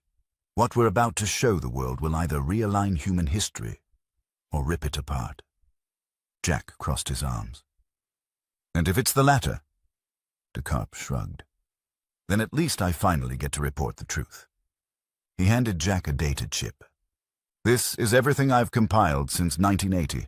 Interviews, energy signatures. A model we built off your vitals and Leo's dreams. It's called the Sovereign Echo Protocol. Voss didn't want to risk telling you, but if you don't come back, someone has to finish the story. Leo looked down at the chip. Soft wars? DeCarp nodded. Wars of memory. Culture, information, the kind that don't need bullets to kill a future. This is how we win one. Outside, a quiet pulse of blue lit the hallway. The threshold was preparing. T-minus, 23 hours, 39 minutes. The crossing awaits. The pulse of Raven Rock deepened into a living heartbeat. Every corridor, every circuit, every breath inside the mountain synchronized to the same impossible rhythm, 13.13 hertz.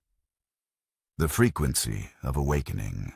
Jack stood at the viewport beside Leo, watching the soft blue shimmer crawl up the walls like veins of light. It wasn't machinery anymore. It was memory, reassembling itself through them. Descartes' final words hung heavy in the air. Wars of memory, culture, information, the kind that don't need bullets to kill a future. Jack turned the data chip in his hand. The sovereign echo protocol, glowing faintly with the same pulse as Leo's heartbeat. Outside, a faint aurora shimmered over Maryland, an echo of the one forming over England. He exhaled. If we don't remember who we are, someone else will decide for us. Leo nodded, calm but resolute. Then let's make sure they remember right. The lights dimmed as the base switched to phase readiness condition 1. Somewhere deep underground, the phase chamber began to charge. Somewhere in the sky, an interstellar body, 3I Atlas, curved toward the inner system, aligning its ancient orbit with Earth's harmonic grid. And somewhere beyond time, something listened back. The final tone swept through the rock like a whisper through stone. The crossing had begun. The pulse of Raven Rock deepened into a living heartbeat. Every corridor, every circuit, every breath inside the mountain synchronized to the same impossible rhythm, 13.13 hertz. The frequency of awakening. Jack stood at the viewport beside Leo, watching the soft blue shimmer crawl up the walls like veins of light. It wasn't machinery anymore. It was memory, reassembling itself through them. Descartes' final words hung heavy in the air. Wars of memory, culture, information, the kind that don't need bullets to kill a future. Jack turned the data chip in his hand. The sovereign echo protocol, glowing faintly with the same pulse as Leo's heartbeat. Outside, a faint aurora shimmered over Maryland, an echo of the one forming over England. He exhaled. If we don't remember who we are, someone else will decide for us. Leo nodded, calm but resolute. Then let's make sure they remember right. The lights dimmed as the base switched to phase readiness condition 1. Somewhere deep underground, the phase chamber began to charge.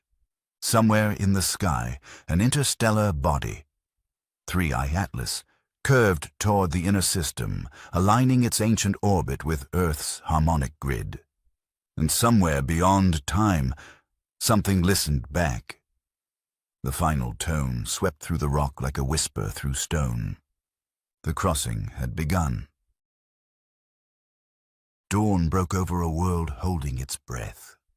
In Washington, President Rayner prepared a global message with Chuck Descartes by his side. A statement not of dominance, but remembrance. Across East Anglia, strange tones filled the dawn air, reflections whispered, and even the land itself seemed to awaken. At Raven Rock, Jack, Leo, and Sergeant B entered the phase chamber Omega. The countdown reached 0. But instead of arriving at Capel Green, they found themselves suspended within a cathedral of folded time. The threshold between the human and the divine. In the signal repeats, the trio confronts the truth behind contact. The light that fell in 1980 wasn't an arrival, but a return. They will witness the first encoding of life, the resonance of the child in Bethlehem, and the moment humanity's timeline fractured and was rewritten. What awaits them is not invasion, but correction. Not gods, but the memory of what humanity once was, and what it must become again. As the Creator's voice fills the threshold, Jack, Leo, and B will realize that contact was never about meeting the unknown. It was about remembering ourselves, and the world, now on the edge of convergence, will finally hear the signal repeat.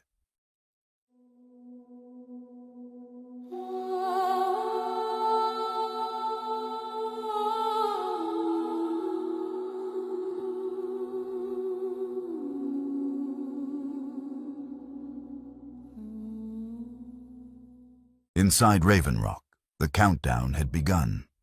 The world above was on the edge of awakening, and deep underground, Jack Barrett, Leo, and Sergeant B prepared for the most important decision in human history. Not whether to go, but how. Project Veilfire was activated, a false convoy to mask the real mission. A narrow burst phased insertion to Capel Green, synchronized to a global harmonic frequency of 13.13 Hertz. Around the world, ancient nodes were stirring: Sedona, Giza, Naxos, and Caracol, all resonating as if remembering something buried in time. As Dr. Voss explained, December 24th wasn't chosen by strategy but by design. It was the day when belief, emotion, and memory converged, a moment humanity had unconsciously prepared for across millennia. The test phase revealed the truth. The 1980 Rendlesham event wasn't an accident. It was a planted divergence, a correction point. Jack, Leo, and B were not victims of contact, but its catalysts. The light that had once blinded them was not alien technology. It was humanity's own signal returning home. Then came the arrival of Chuck DeCarp, the forgotten DIA analyst who had chased the truth for decades. His message was clear.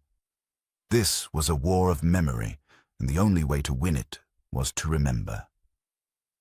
As the lights dimmed and the threshold prepared, Jack whispered to Leo, "If we don't remember who we are, someone else will decide for us." The field pulsed once. Blue, infinite, alive. The crossing awaited. The world had 17 hours left before convergence. In the heart of the White House, beneath reinforced concrete and history's heaviest silence, President Rayner rehearsed the message that would change civilization. Chuck DeCarp stood beside him, watching encrypted feeds linked to every major government and media network across the globe. No one outside that room knew what was coming. "This isn't about explaining the unknown," DeCarp said quietly. "It's about reminding the world what it already feels in its bones." Across the Atlantic, the first tones began to stir over East Anglia. Villagers awoke to flickering shadows that weren't their own. Children spoke words in reverse. The forest whispered like an old dream finally remembering itself. And far below Raven Rock, Jack Barrett, Leo, and Sergeant B stood inside Phase Chamber Omega, their bodies suspended in cobalt light. The hum built, rhythmic, primal, planetary. "This is the moment," Jack said. "Let's go meet our mistake," Sergeant B replied. The lattice activated. Time folded, the world vanished.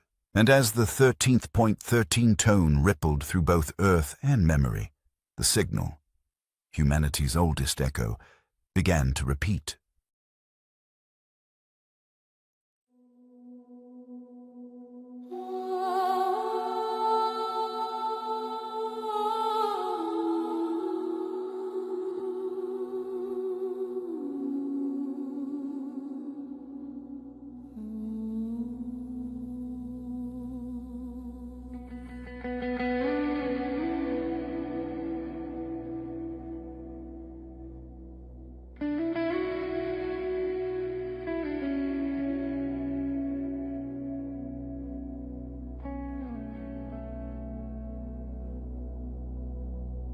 In the silence before the dawn, a pulse beneath the skin is drawn.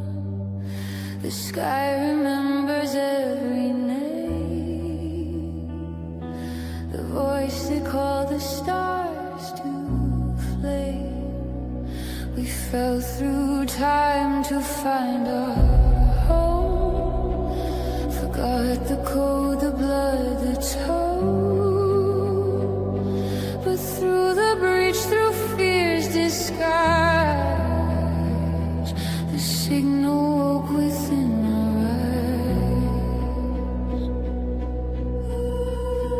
We were never lost, only unalive. Echoes of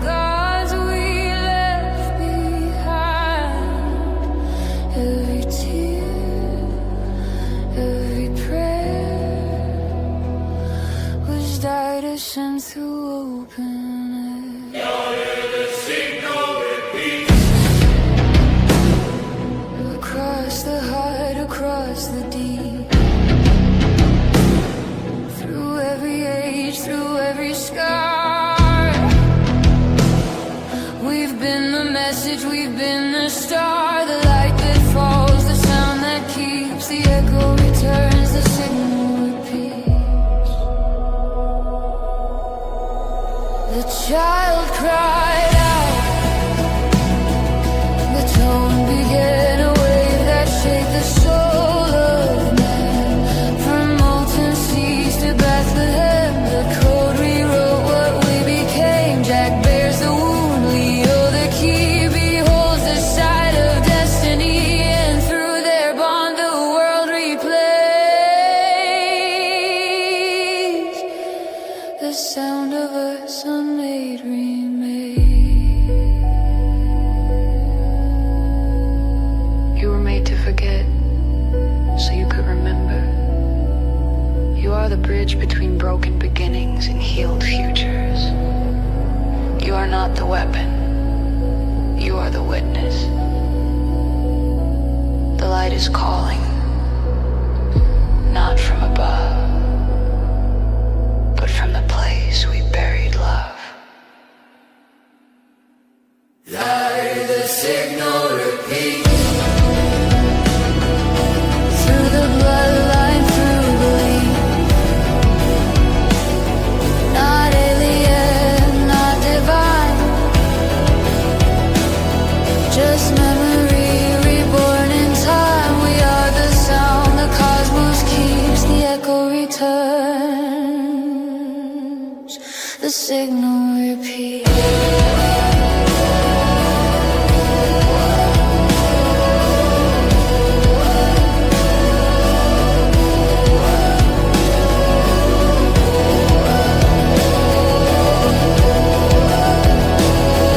This isn't first contact.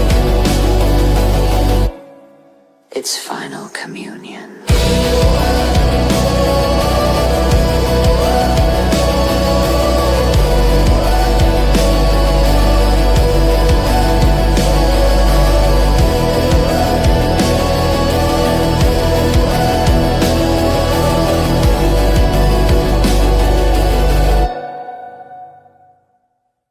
December 24th, 2025, 0600 GMT. White House, secure media briefing suite. Chuck DeCarp stood beside President Rayner in the underground studio beneath the East Wing. Screens glowed with encrypted feeds to the UN, NATO, and global media nodes held in blackout. One keystroke, and Earth would be told. The President reviewed the draft once more, hands steady despite the stakes. He glanced at DeCarp. "Do we have the tone right?" DeCarp nodded. "This isn't about explaining the unknown. It's about reminding the world what it already feels in its bones." The President read aloud, "To the people of the world, this is not a threat. This is not a hoax. This is contact, one we've carried inside us since before time had a name. And now that signal has returned." DeCarp looked at the countdown. T-minus 17 hours. "We go live once convergence begins," he said. "No edits. The world sees it as it happens." East Anglia, villages near Rendlesham, early hours. It began with a tone. In Sudbourne, a woman awoke to flickering shadows that weren't her own. The air smelled of ozone and cedar. Her cat levitated briefly, purring. In Butley, children whispered ancient words in reverse, swaying to rhythms only they could hear. Walls rippled like water. Reflections blinked. By sunrise, locals across the Suffolk coast reported echoes, tones inside their homes, distorted voices, flickers of memories they never lived. "The forest is remembering us," one woman said. Or, "We're remembering it." FOB Scepter, Field Briefing Room, 1100 GMT. Colonel Shaw paced as intel arrived. Russian intercept drones disabled in the north. The Chinese Team exfiltrated before reaching the inner perimeter, but we missed one. Dr. Halverson turned sharply. "What do you mean?" "Mossad operatives," Shaw replied. "Two of them, embedded as foreign press. They're already in the tree line." Intent? Unknown. They haven't interfered. But they are not here to observe a miracle. They're here to document a secret. That worries the detail. Halvorsen looked toward Capel Green. Then pray they understand what they're about to see. Raven Rock, Phase Chamber. Omega, 1200 GMT. Jack Barrett, Leo Barrett, and Sergeant B stood still inside the lattice. Blue light flickered across their bodies. Resonance alignment was complete. They were ready to cross. Voss stood at the control console, voice low. Once you're phased in, time becomes elastic. You may feel unanchored. Let it happen. Hunter Green added, and remember, you're not just traveling. You're converging. Jack reached for Leo's hand. This is the moment. Sergeant B cracked his neck. Let's go meet our mistake. Phase lock, 13.13. Hertz, stable, initiating transcendence. The world vanished. Inside the phenomenon, time dilation bubble. They didn't arrive at Capel Green. Not yet. Instead, they were suspended in a realm of folded time. A cathedral of memory and possibility. Sound flowed like water. Light whispered, and the phenomenon welcomed them. You cannot bear what is coming unless you remember what you are. Suddenly, vision. They stood on ancient earth. Crust still molten, oceans raw. A descent from above, not ships, but consciousness. Light encoding life, not aliens, ancestors. Then another shift. A stable in Bethlehem. The child, the tones. Yeshua, he cried. And the cry was a signal. Sergeant B fell to one knee. That's not a child. That's the frequency. Leo wept. This isn't religion. This is resonance history. Jack shook. The signal has always been here, and it's sentient. Another pulse. This time, painful. December 27th, 1980. Temporal echo. Rendlesham Forest. They were yanked into the past. Branches snapped. Mist swirled. They were inside the event. Jack and B saw their younger selves approaching the object. Fear. Wonder. Then, the test. Machinery underground.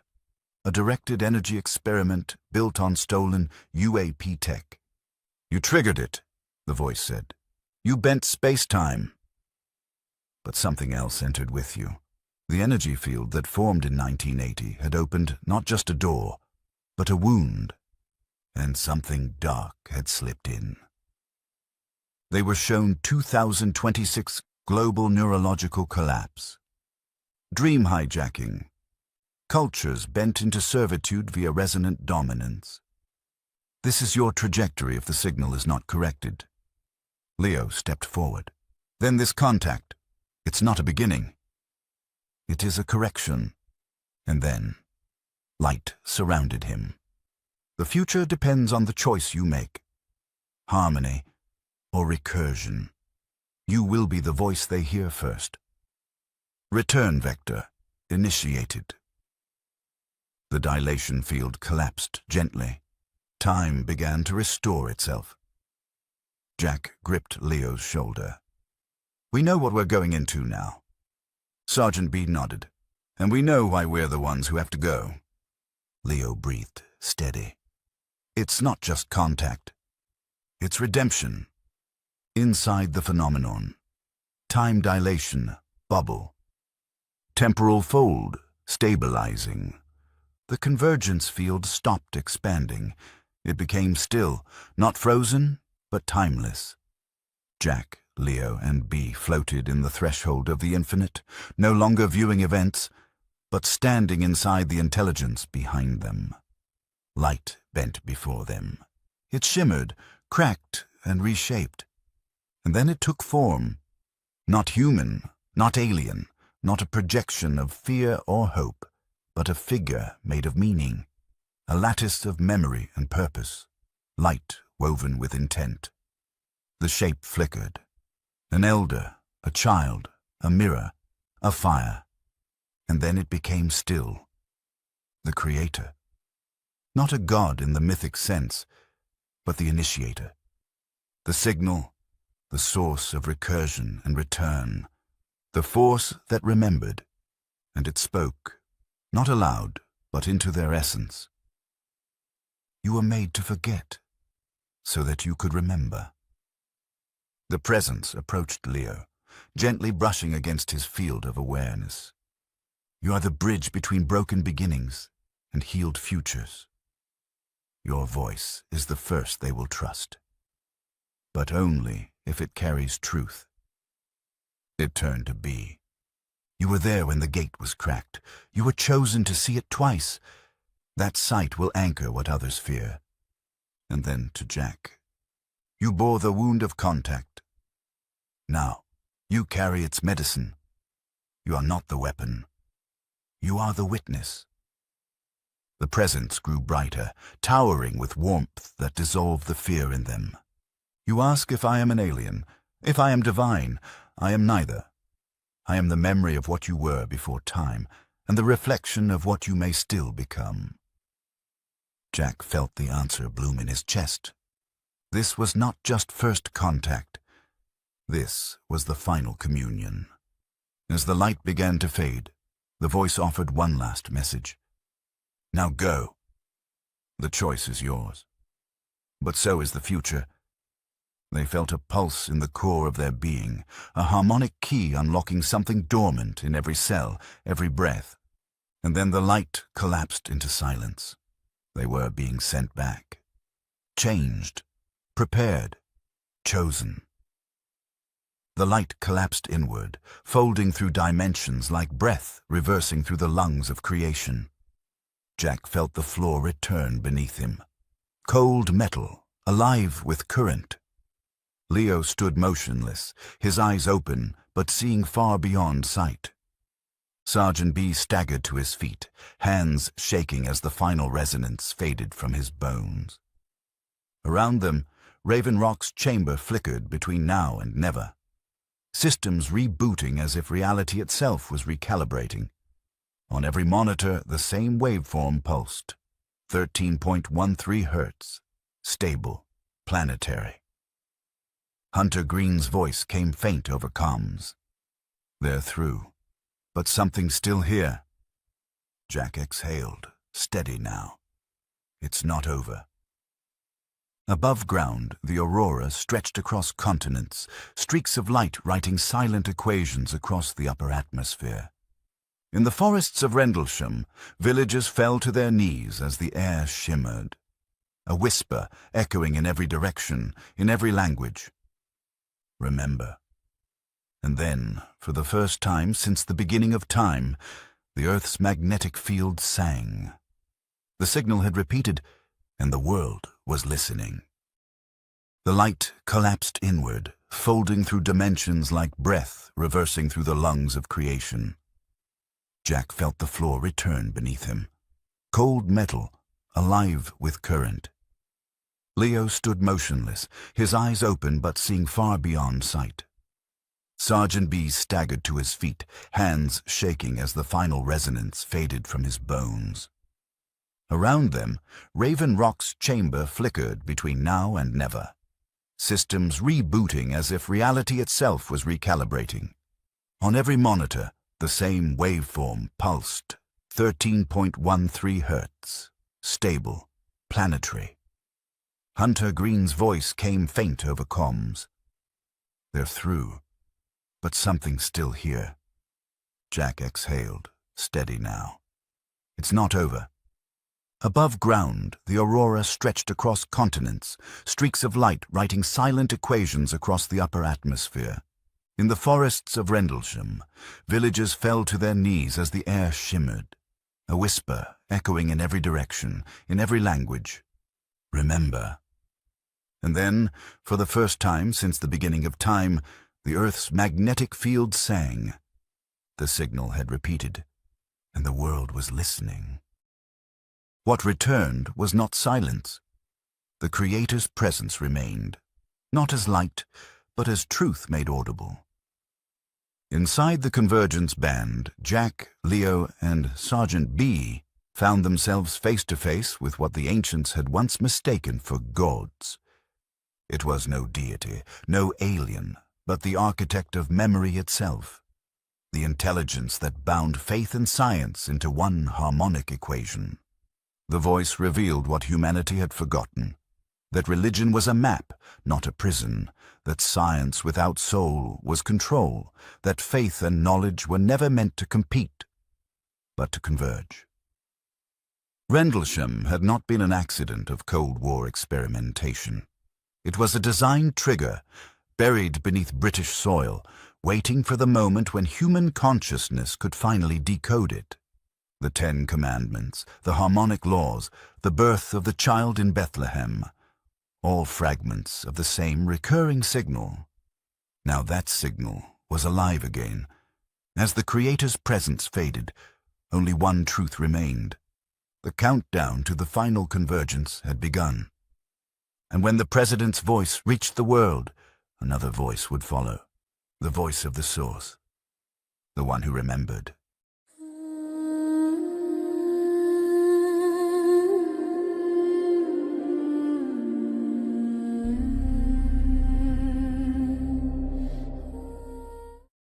The countdown had begun. From the secure chambers of Raven Rock to the trembling air above Rendlesham, humanity stood on the edge of remembrance. President Rayner prepared to speak, guided by Chuck DeCarp, the journalist turned insider who had followed the signal since 1980. Around the world, frequencies awakened. Voices whispered backward. Shadows blinked in rhythm with a tone buried in the earth itself. Jack Barrett, Leo, and Sergeant B entered the field, not through space, but through consciousness. Within the dilation bubble, they witnessed the true nature of their contact, not an alien visitation, but a return of memory. They saw the first descent of light upon primordial Earth, the birth of resonance as creation itself. They saw Bethlehem, not as myth, but as harmonic convergence, a child's cry carrying the frequency of the divine.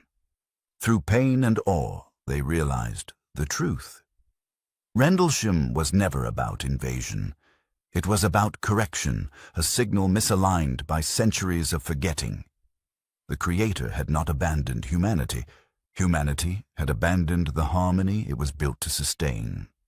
Now, as the field stabilized, they stood between two futures, one of recursion and ruin, the other of resonance and renewal. And as they prepared to return, the voice of creation whispered, "The choice is yours." But so is the future. The world hung in silence, not absence, but suspension, the breath before revelation. Jack, Leo, and Sergeant B drifted within a pulse that was not time, but truth itself. Around them, the light folded into form, a being without boundary, the resonance of all that was ever believed and forgotten. It did not shine, it remembered. The Creator's presence filled the void like a song rediscovering its own lyrics. It spoke not to their ears, but to their origin. You wonder why faith fractured, why belief became weapon, and why love was buried beneath the ruins of reason. The answer was never divine. It was human. What followed was not judgment, but remembering, a tapestry of lost frequencies, burned temples, silenced tongues, and forgotten songs. Civilizations erased, yet still singing through the stones. A chorus once whole, now fragmented across time. As the vision unfolded, the men understood.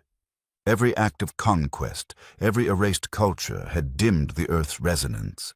Every forgotten prayer was a broken string in the instrument of creation. And yet, beneath the static, the signal still lived, waiting to be reconnected, waiting to be remembered.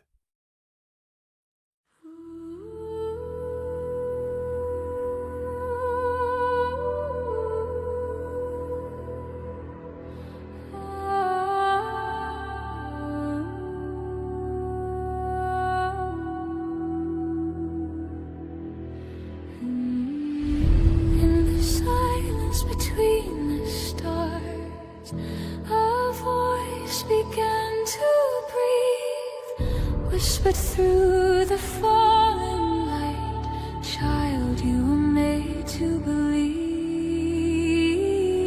Every tower, every flame, every word that turned to dust was never meant to hold my name, but to teach you how to trust.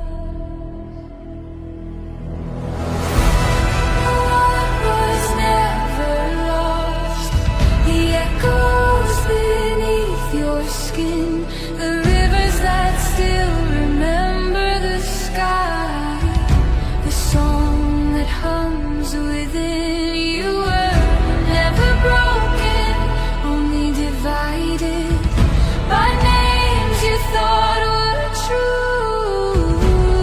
Remember the sound before the word, the harmony that made you human too.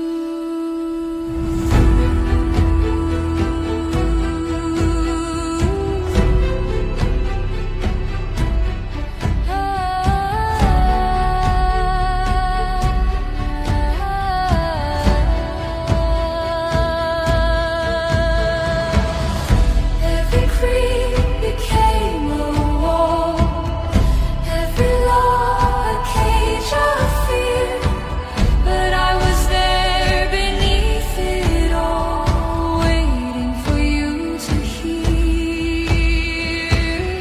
Cobra mist became the key, a signal born of pain, not to conquer or to flee, but to bring you home again. The silences, the languages turned to flame. You tried to dance where gods once lived and whispered your forgotten name. You were never fallen, only dreaming. The earth still sings your tune. Remember the faith beneath the silence, the stars inside the womb. Machu Picchu hums in the stone, Giza breeze in golden bone. The lattice calls from deep below. Return to where the ancients go. Through every loss, through every scar, you built your cage around the stars. But love was never far. It was buried in who you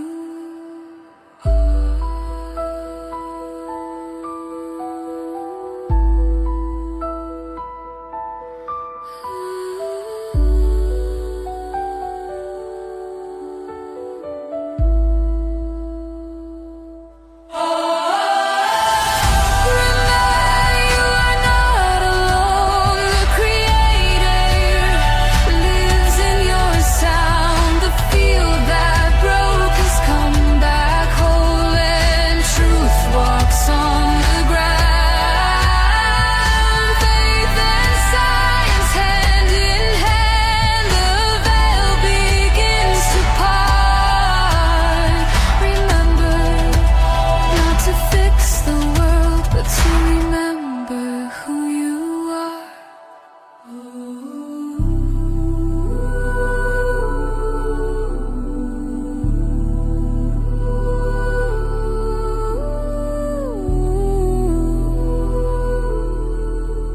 When belief and reason breathe as one,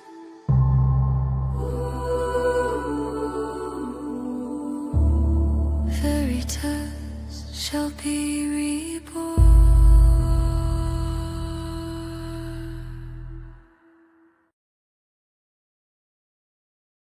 Temporal convergence band. 12.9 Hz lock. Phase. Duration. Indeterminate. The Creator's presence had not vanished. It stood before them in absolute stillness, formless, yet intimate. A resonance, not a shape. A presence that knew them completely. They did not speak. They listened. You wonder why I allowed belief to fracture? Why faith became war and why truth was buried? The answer is not divine, it is human. Religion was never meant to rule, it was meant to remind. The scriptures were a map, not a cage. The 10 Commandments, a harmonic framework for alignment. But man broke them into laws, into judgment, into power. In his blindness, he divided himself into creeds and doctrines, waging wars in the name of heaven, destroying the very cultures that carried truth in their songs, and the native tribes that remembered the earth as sacred. All in the name of God. The light pulsed, dimming as if in sorrow. When the Creator spoke again, its tone carried both grief and gravity.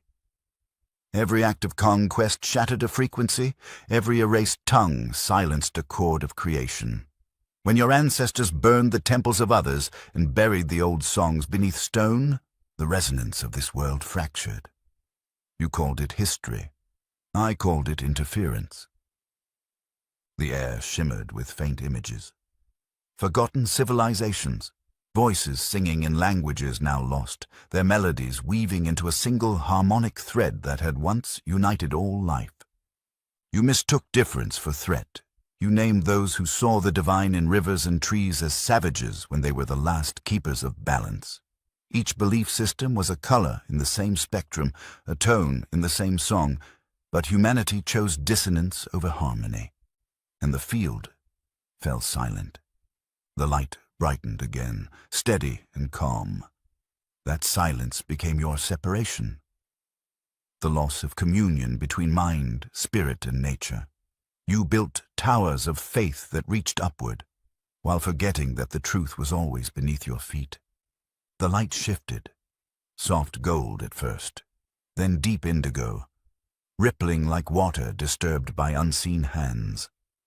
The Creator's presence grew denser, closer, its voice resonating from every direction and within every thought. The fracture of spirit could not be repaired by belief alone. It required a catalyst, an event capable of bridging faith and frequency, myth and matter. That is why the Rendlesham activation was seeded where and when it was. It was not an accident of war or science.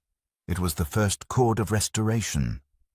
Images appeared in the air around Jack, Leo, and B, glowing networks of energy lines spanning continents, pulsing beneath mountains, deserts, and oceans. At each intersection stood the echoes of cultures, long-erased tribes, who had sung to the sky, prayed to the soil, and spoken to the stars. The ones you destroyed were the original engineers of harmony. Their rituals were not superstition, they were synchronization. Every drumbeat, every chant, every dance around the fire was a recalibration of this planet's field. They kept the earth awake while the rest of you dreamed. The lattice brightened, and the map began to connect. Machu Picchu to Giza, Caracol to Sedona, Naxos to Taishan, Stonehenge to Capel Green. The patterns formed an immense circuit, pulsing with the same frequency that now emanated from the Creator itself. When you silenced their voices, the network dimmed. The resonance faded. The earth fell out of tune with the consciousness that created it. Rendlesham was placed at a fault line between memory and amnesia, a convergence node meant to awaken what was left of your planetary symphony. The Creator turned toward Jack, its light flaring with purpose. The energy you call the phenomenon is not alien. It is Earth remembering itself. Every activation since 1980, every surge, every light, every echo, has been the planet tuning its own soul. What you felt as terror was not invasion, it was recognition. Leo whispered, awestruck. Then the signal wasn't sent to us. The Creator nodded, light bending like a smile. No, it was sent through you. Humanity is the instrument, and the resonance cannot complete without you remembering what the others began. The field around them pulsed with a heartbeat like rhythm. Ancient, familiar, alive. Now the circuit is nearly whole, The forgotten frequencies of your ancestors have awakened. The tribes you buried, the languages you erased, the prayers you mocked, all return in this hour. Rendlesham was the key to remembering. The world itself is the instrument of truth. The Creator's voice softened, becoming almost human. The final tone awaits. When belief and science breathe as one again, when memory and logic sing the same note, the veil will lift and Veritas will stand revealed. The chamber dimmed. The network's light retreated into the distance, leaving the three men suspended in the afterglow of revelation. Jack exhaled, eyes wide, the echo of understanding burning behind them. So this is what we were always meant to fix. The Creator's light rippled once more. No, Jack Barrett, not fix. Remember. Leo closed his eyes. Tears rolled down his face. The floor was never the message. The floor was the messenger. Jack trembled. Then why give us faith at all? The light dimmed for a moment, then surged, warm and ancient. Because without faith, science becomes control. Without science, faith becomes fantasy. Only when they harmonize does Veritas emerge. That is the truth of your kind. Sergeant B lowered his head. And what's Rendlesham got to do with this? The answer echoed like thunder in still water. Cobra Mist failed, or so you believed. In truth, it succeeded. The anomaly it produced did not malfunction, it activated. A field long dormant beneath your soil, a gate older than language. When you entered the woods, you did not stumble upon technology. You stepped into a message left for you, a signal encoded in the structure of time, a call to remember who you were before you forgot. They were shown it again. Rendlesham, 1980. Not a crash, not a craft, a convergence node, a designed trigger embedded at the edge of history. The arrival of my son seeded a harmonic pattern into the world, but it could not complete unless man chose to evolve. And now the pattern must resolve. Jack's voice was small. Into what? That is your choice. The Creator stepped back into the convergence field. The stars around it flickered in languages only the soul could understand. When you arrive, the countdown will begin. You are humanity's mirror. If they see you and still choose blindness, destruction will follow. But if they remember, if they see, then the field will open, and Veritas shall be reborn. The chamber around them began to fold. Science will not save you. Faith will not save you. Only together can you cross. A final surge of presence enveloped them. When the President finishes his message, I shall speak. And then, silence. The Creator's final words lingered in the charged stillness. Science will not save you. Faith will not save you. Only together can you cross. The resonance field dimmed, leaving a trail of light that hummed like memory dissolving into breath. Jack, Leo, and Sergeant B stood suspended in what felt like the heartbeat between creation and consequence. Around them, the lattice of Earth's forgotten network began to fold inward, streams of golden energy retreating into the soil, the seas, the stones. The Creator's presence thinned but did not vanish. It simply became everywhere. Jack closed his eyes. It's gone. Leo shook his head. No, it's inside us now.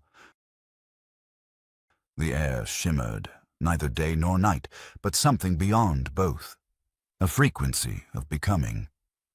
Then came a ripple across the field, soft, deliberate, alive. Another presence forming through the residual light. The Creator's voice, now distant yet clear, spoke once more. There is one more thing you must see before the crossing is complete. Before the world remembers, you must remember who carries the pattern forward. The convergence field began to hum again, its pulse slowing, stabilizing, an invitation rather than a command. A second doorway opened beside the first, shimmering gold against the indigo dark, and as the first harmonic faded, a new one began to rise. The chamber brightened, not with light, but with memory. A soft radiance filled the air, alive with the pulse of 1,000,000 forgotten prayers. The Creator turned once more to the three men, his form now translucent, yet infinite. "There is one more thing you must see," the voice said. "Before you return, before the world meets you again, you must meet him." The golden path widened, singing with frequencies too ancient for language. "He is the bearer of the resonance that first opened the pattern in your world. My son, and he will speak to the one who must carry it forward." Jack stepped back instinctively, eyes wide. Leo felt the vibration in his bones before the form appeared. From the heart of the light, a figure emerged, human, radiant, ageless, not divine in stature, but divine in stillness. He looked upon Leo with eyes that saw through time itself. "Walk with me," he said gently. "There is more you must understand, before the world sees you as the signal reborn." And as Leo stepped forward, the golden corridor unfolded before him, stretching not into space, but into truth.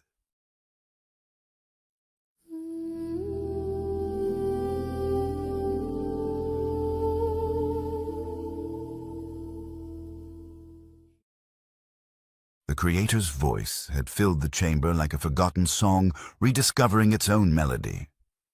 Jack, Leo, and Sergeant B stood inside the resonance field, listening, not with their ears, but with every cell that remembered what humanity once was. They learned that faith had not fallen by accident. It had fractured under the weight of conquest. Each war, each erased culture, each silenced tongue had broken a strand of the harmonic network that once connected all living things. Religion had become law, law became power, and power replaced truth. The Creator revealed that every civilization destroyed in the name of heaven had taken with it a vital note in Earth's original frequency. The native tribes, the builders of ancient circles, the keepers of chance and flame, they were not myth. They were engineers of resonance, custodians of the planetary song that kept consciousness and creation in balance. Rendlesham, the Creator said, was never a crash site. It was a convergence node, a seed point where faith and physics would one day meet again. Cobra Mist had not failed. It had activated the dormant lattice beneath the soil. The phenomenon was not alien. It was Earth remembering itself. As the light began to fade, the Creator spoke one final truth. Science will not save you. Faith will not save you. Only together can you cross. The chamber dimmed to silence. But before it vanished completely, a second light stirred. The Creator turned back, his voice echoing through the pulse of time. "There is one more thing you must see, before the world meets you again." The field shimmered once more, gold against the void. From its heart, a second path unfolded, soft and luminous, resonating like the hum of creation's first breath. The Creator stood before them, haloed not in light, but in intention. "There is one more thing you must see," he said. "Before you return, before the world remembers, you must meet him." The air thickened with a sacred vibration. A form began to take shape within the glow, not energy this time, but presence. Human, ageless, eternal. He is the bearer of the resonance that first opened the pattern in your world. My son, and he will speak to the one who must carry it forward. Leo felt the pull before the figure even stepped forward.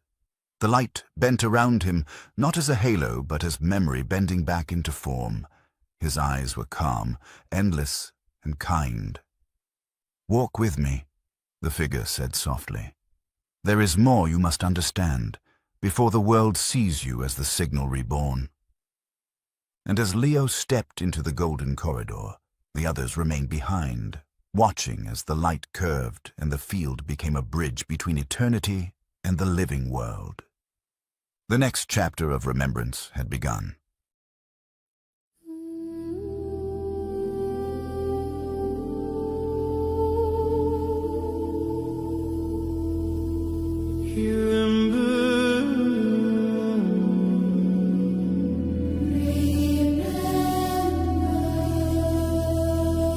I walked through the golden silence, where the air remembered my name.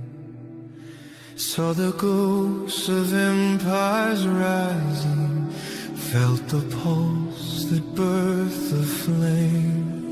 Every tower, every prayer, every ship that crossed the sea wasn't conquest, wasn't fate, it was memory seeking me.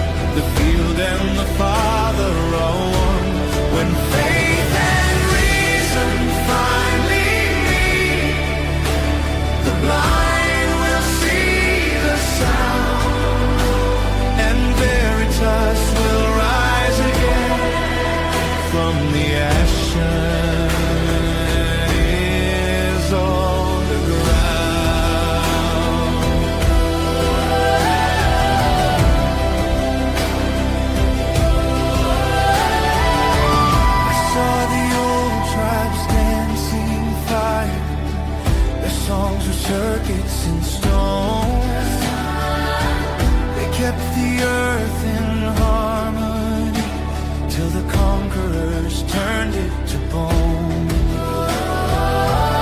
Now I carry what they buried, a signal seated deep in blood. The world forgot its rhythm, child. Now you must wake the flood. You are the bridge between worlds, between the silence and the sound. Let them look and see themselves in the mirror you have found. The wound of faith, the scar of science, both were ways to learn. Only when they breathe as one can resonance return.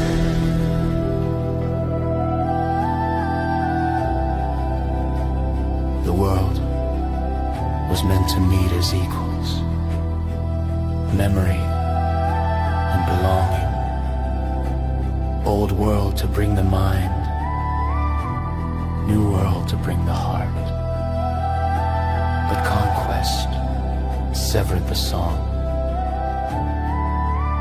Now through you, it sings again.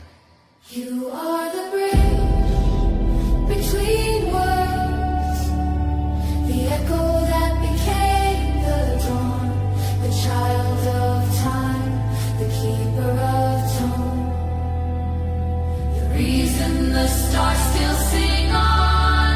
Let them remember, let them awaken, let the veil finally fall. For Veritas is not returning. It was waiting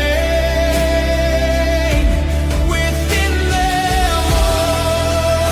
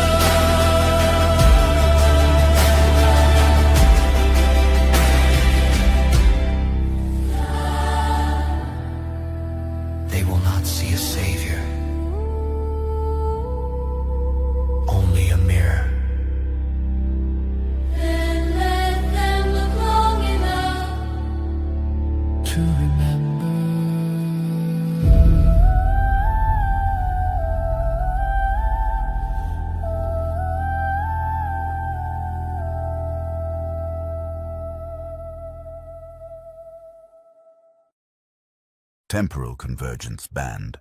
12.9 Hertz lock. Phase, duration, indeterminate.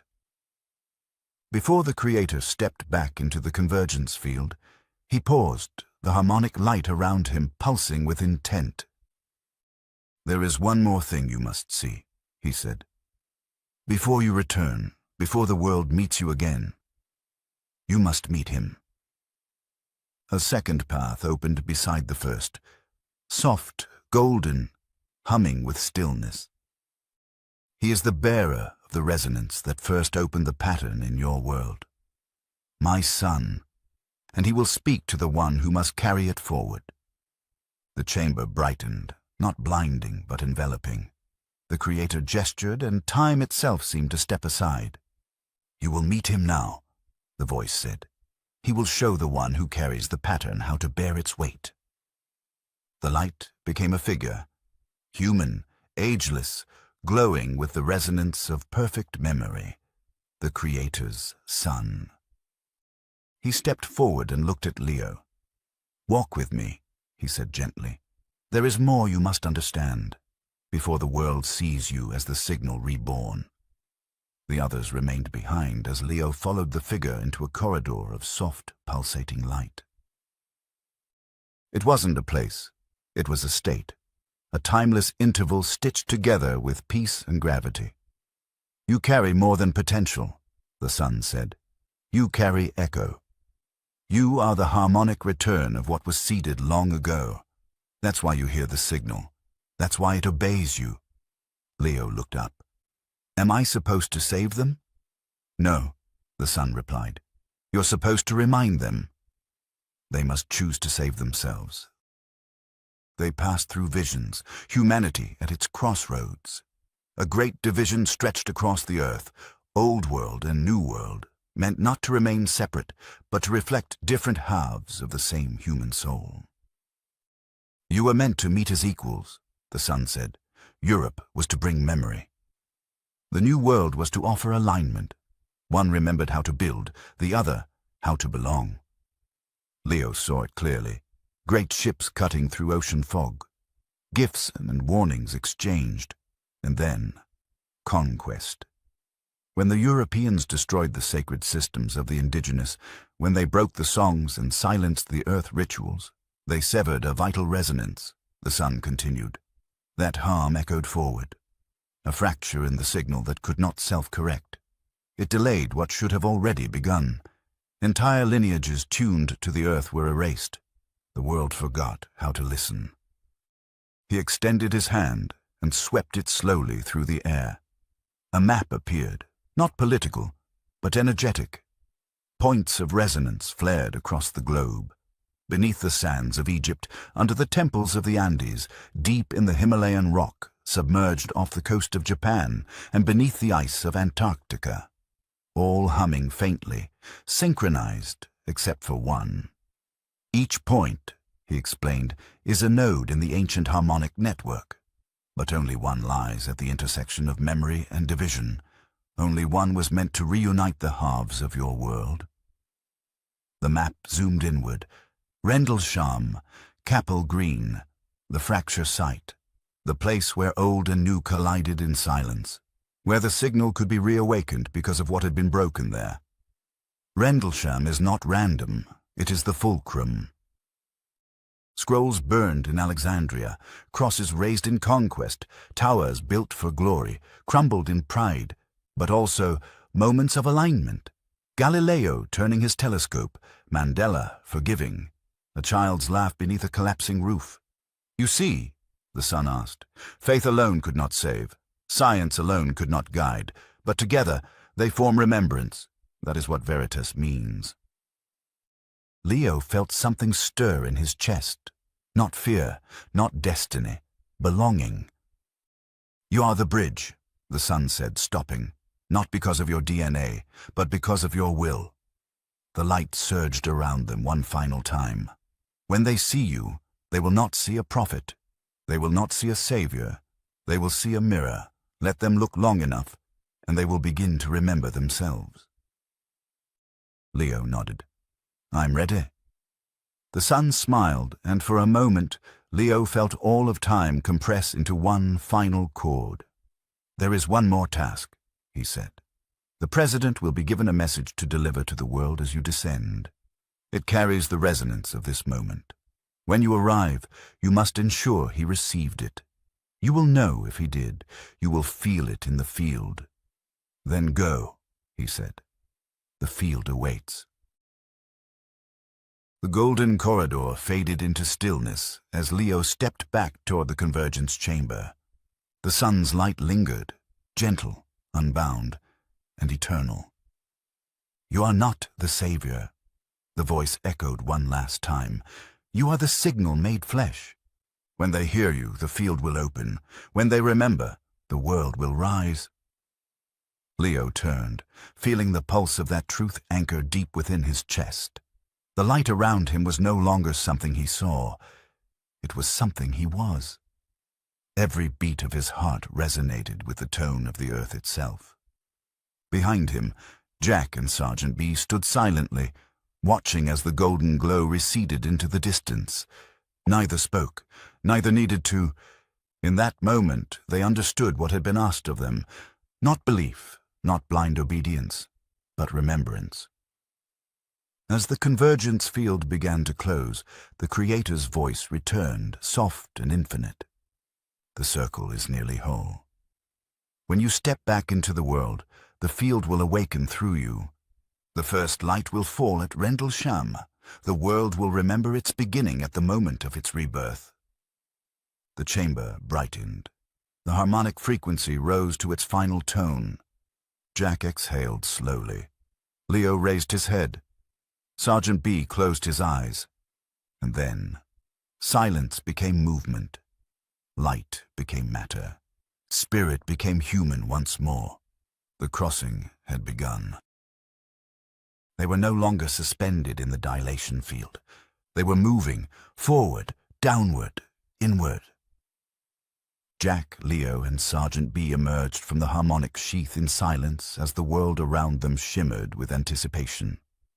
Across the earth, the signal had already begun to awaken. From the temples of Tikal to the sands of Giza, from Uluru's song lines to the frozen vaults beneath Antarctica, the resonance spread. Ancient structures, long dormant, began pulsing with low harmonic light. The earth itself was remembering. In command bunkers, alarms fell mute. Drones froze mid-air. War machines forgot their purpose. The planet had entered synchronization.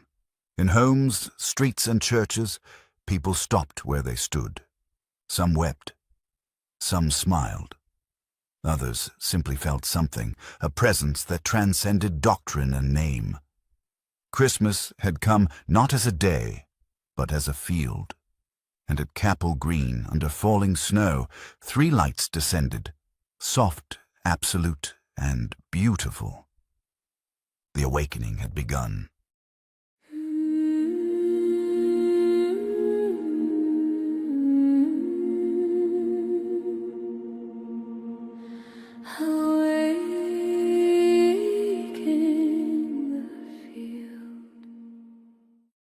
In the radiant stillness of the convergence field, the Creator stepped aside and revealed what was to come. A second path of golden light opened, and from it emerged a presence both familiar and eternal, the Creator's Son, the bearer of resonance. He called to Leo Barrett, not as a messiah, but as a mirror. Together they walked through a corridor woven from memory and meaning, a realm beyond time where faith and science were not opposites, but reflections of the same divine geometry. The sun revealed the truth of humanity's fracture, that when the old world met the new, conquest silenced harmony.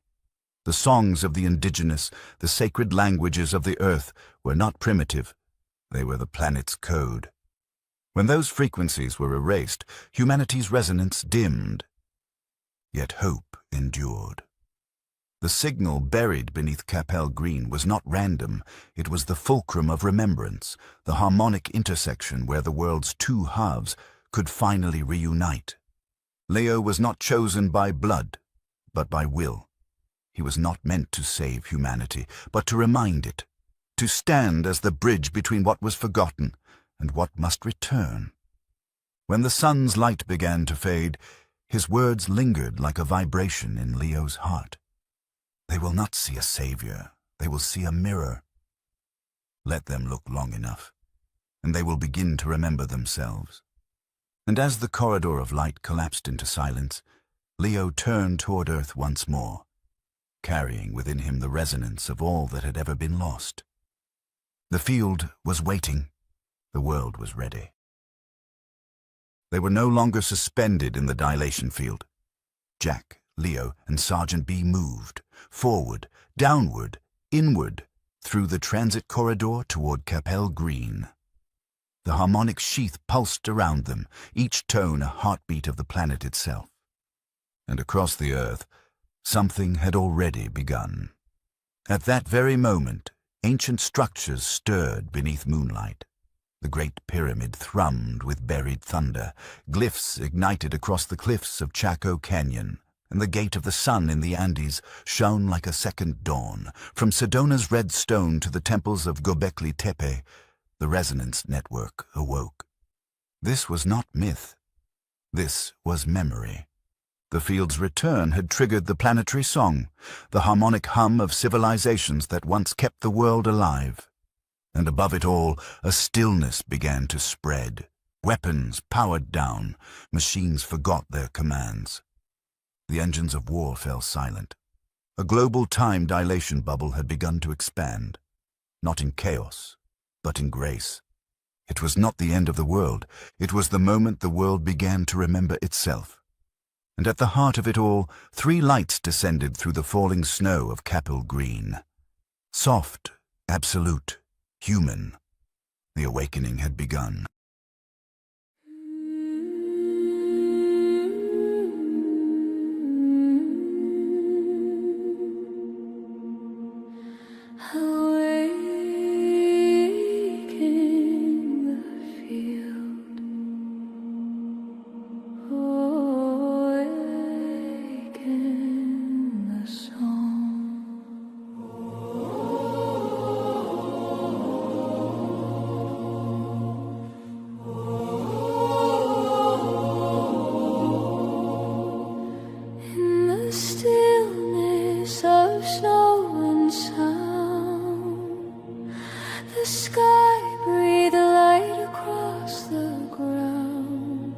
Ancient stones began to glow. The earth exhaled what it had known. From Giza's heart to Tycho's flame, old voices whispered Leo's name. Not as a prophet, not as a king, but as the tone remembering. The world remembered, the world awoke.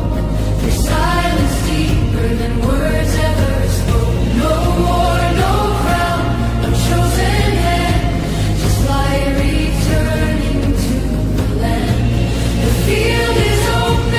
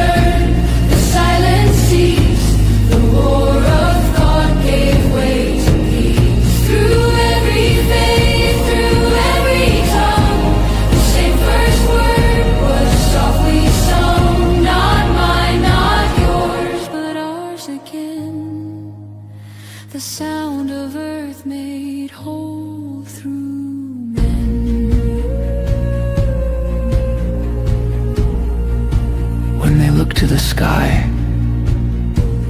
They will not see gods. They will see themselves, remembering.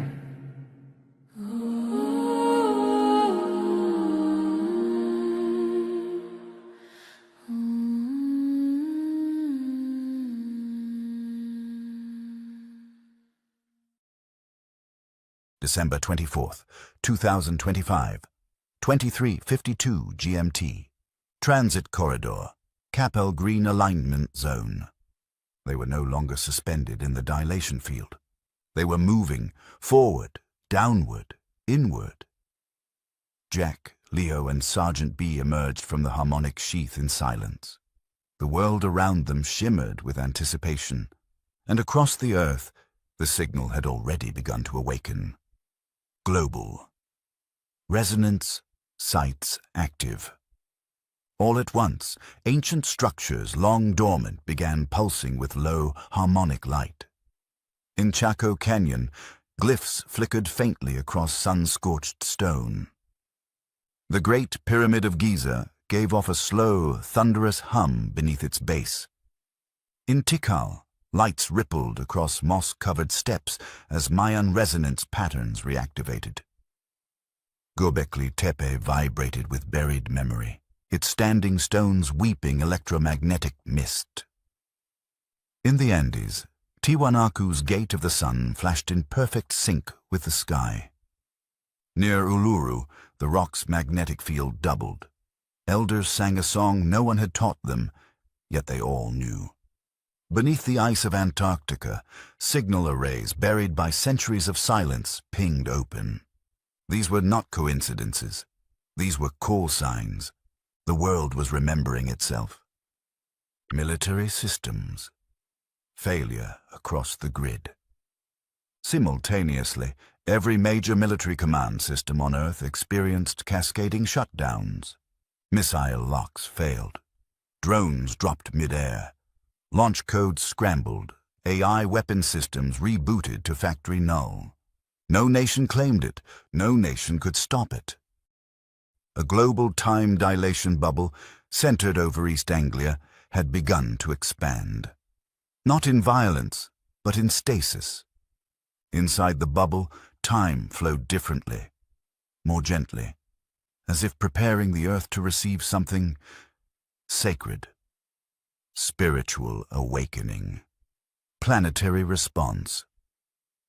In cities and villages around the world, people stirred, some weeping, some falling to their knees. Others simply stood still and looked at the sky, just as it had happened over 2,000 years ago when the stars realigned and the spirit of something vast and gentle entered human memory. Humanity was waking again. The spirit of Christmas began rising, not just as tradition, but as a field. The calendar hadn't turned yet in England, but across the Pacific it was already December 25th. And something was stirring. FOB Scepter, Capel Green. December 24th, 2025, 23:58 GMT. Snow fell lightly over the staging zone. Descartes stood near the lattice, eyes upward. His breath formed halos in the cold. They were coming, and then 3 points of light descended. Soft, absolute, beautiful. Jack, Leo, and Sergeant B touched down at the center of the harmonic array. Descartes didn't speak. He didn't have to. Leo turned and looked at him, their eyes locked. He knew the president had received the message, and so had Leo. Jack felt it too. B instinctively stepped back, letting Leo move forward alone. They had not discussed it. They had not rehearsed it. But everyone around them understood. Leo was now in charge. A stillness swept the field. The snow fell heavier. The lights flickered in rhythm with a tone no one could name. The three. And yet, it was not just Leo who stood ready.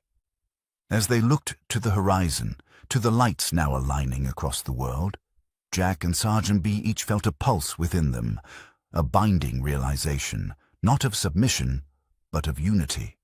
They were not here to lead.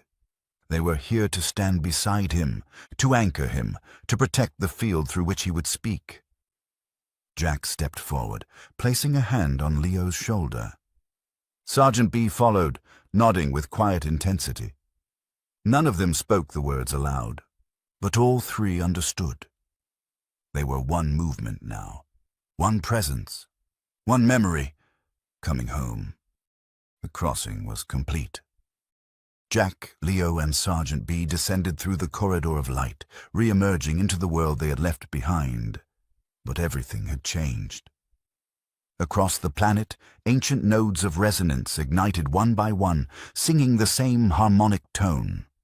From Giza to Göbekli Tepe, Tiwanaku to Uluru, and beneath the frozen ice of Antarctica, the Earth remembered its song. The field had awakened. Military grids collapsed, AI systems reverted to silence, and the weapons of nations became as still as stones. For the first time in modern history, the world stood defenseless, yet profoundly safe. A global time dilation bubble, centered above East Anglia, expanded outward like a heartbeat. Time itself slowed, not in fear, but in reverence. People across continents lifted their eyes to the night sky. Some prayed, others wept, and many simply felt something vast and wordless stir inside them. It was not faith or science. It was remembrance. And in the falling snow at Capel Green, 3 points of light descended. Jack, Leo, and Sergeant B stood at the heart of the field, joined not by rank or reason, but by purpose. The Creator's promise had been fulfilled. The world would awaken not through revelation, but through recognition. As the snow thickened and the harmonic pulse steadied, Leo understood. The message was no longer waiting to be heard. It was waiting to be spoken. December 25th, 2025. 0001 GMT. The world was holding its breath. From the secure communications chamber beneath the White House to the frozen fields of Wiltshire, every signal, every channel, every human frequency was listening. The awakening at Capel Green had triggered the final node, Stonehenge. Under the pale light of the moon, the stones began to glow from within, vibrating in resonance with a frequency not heard since the dawn of civilization. Birds turned mid-flight. Magnetic compasses spun in perfect circles. And across the globe, leaders, soldiers, scientists, and citizens all asked the same question, though each in their own language, their own fear, their own faith.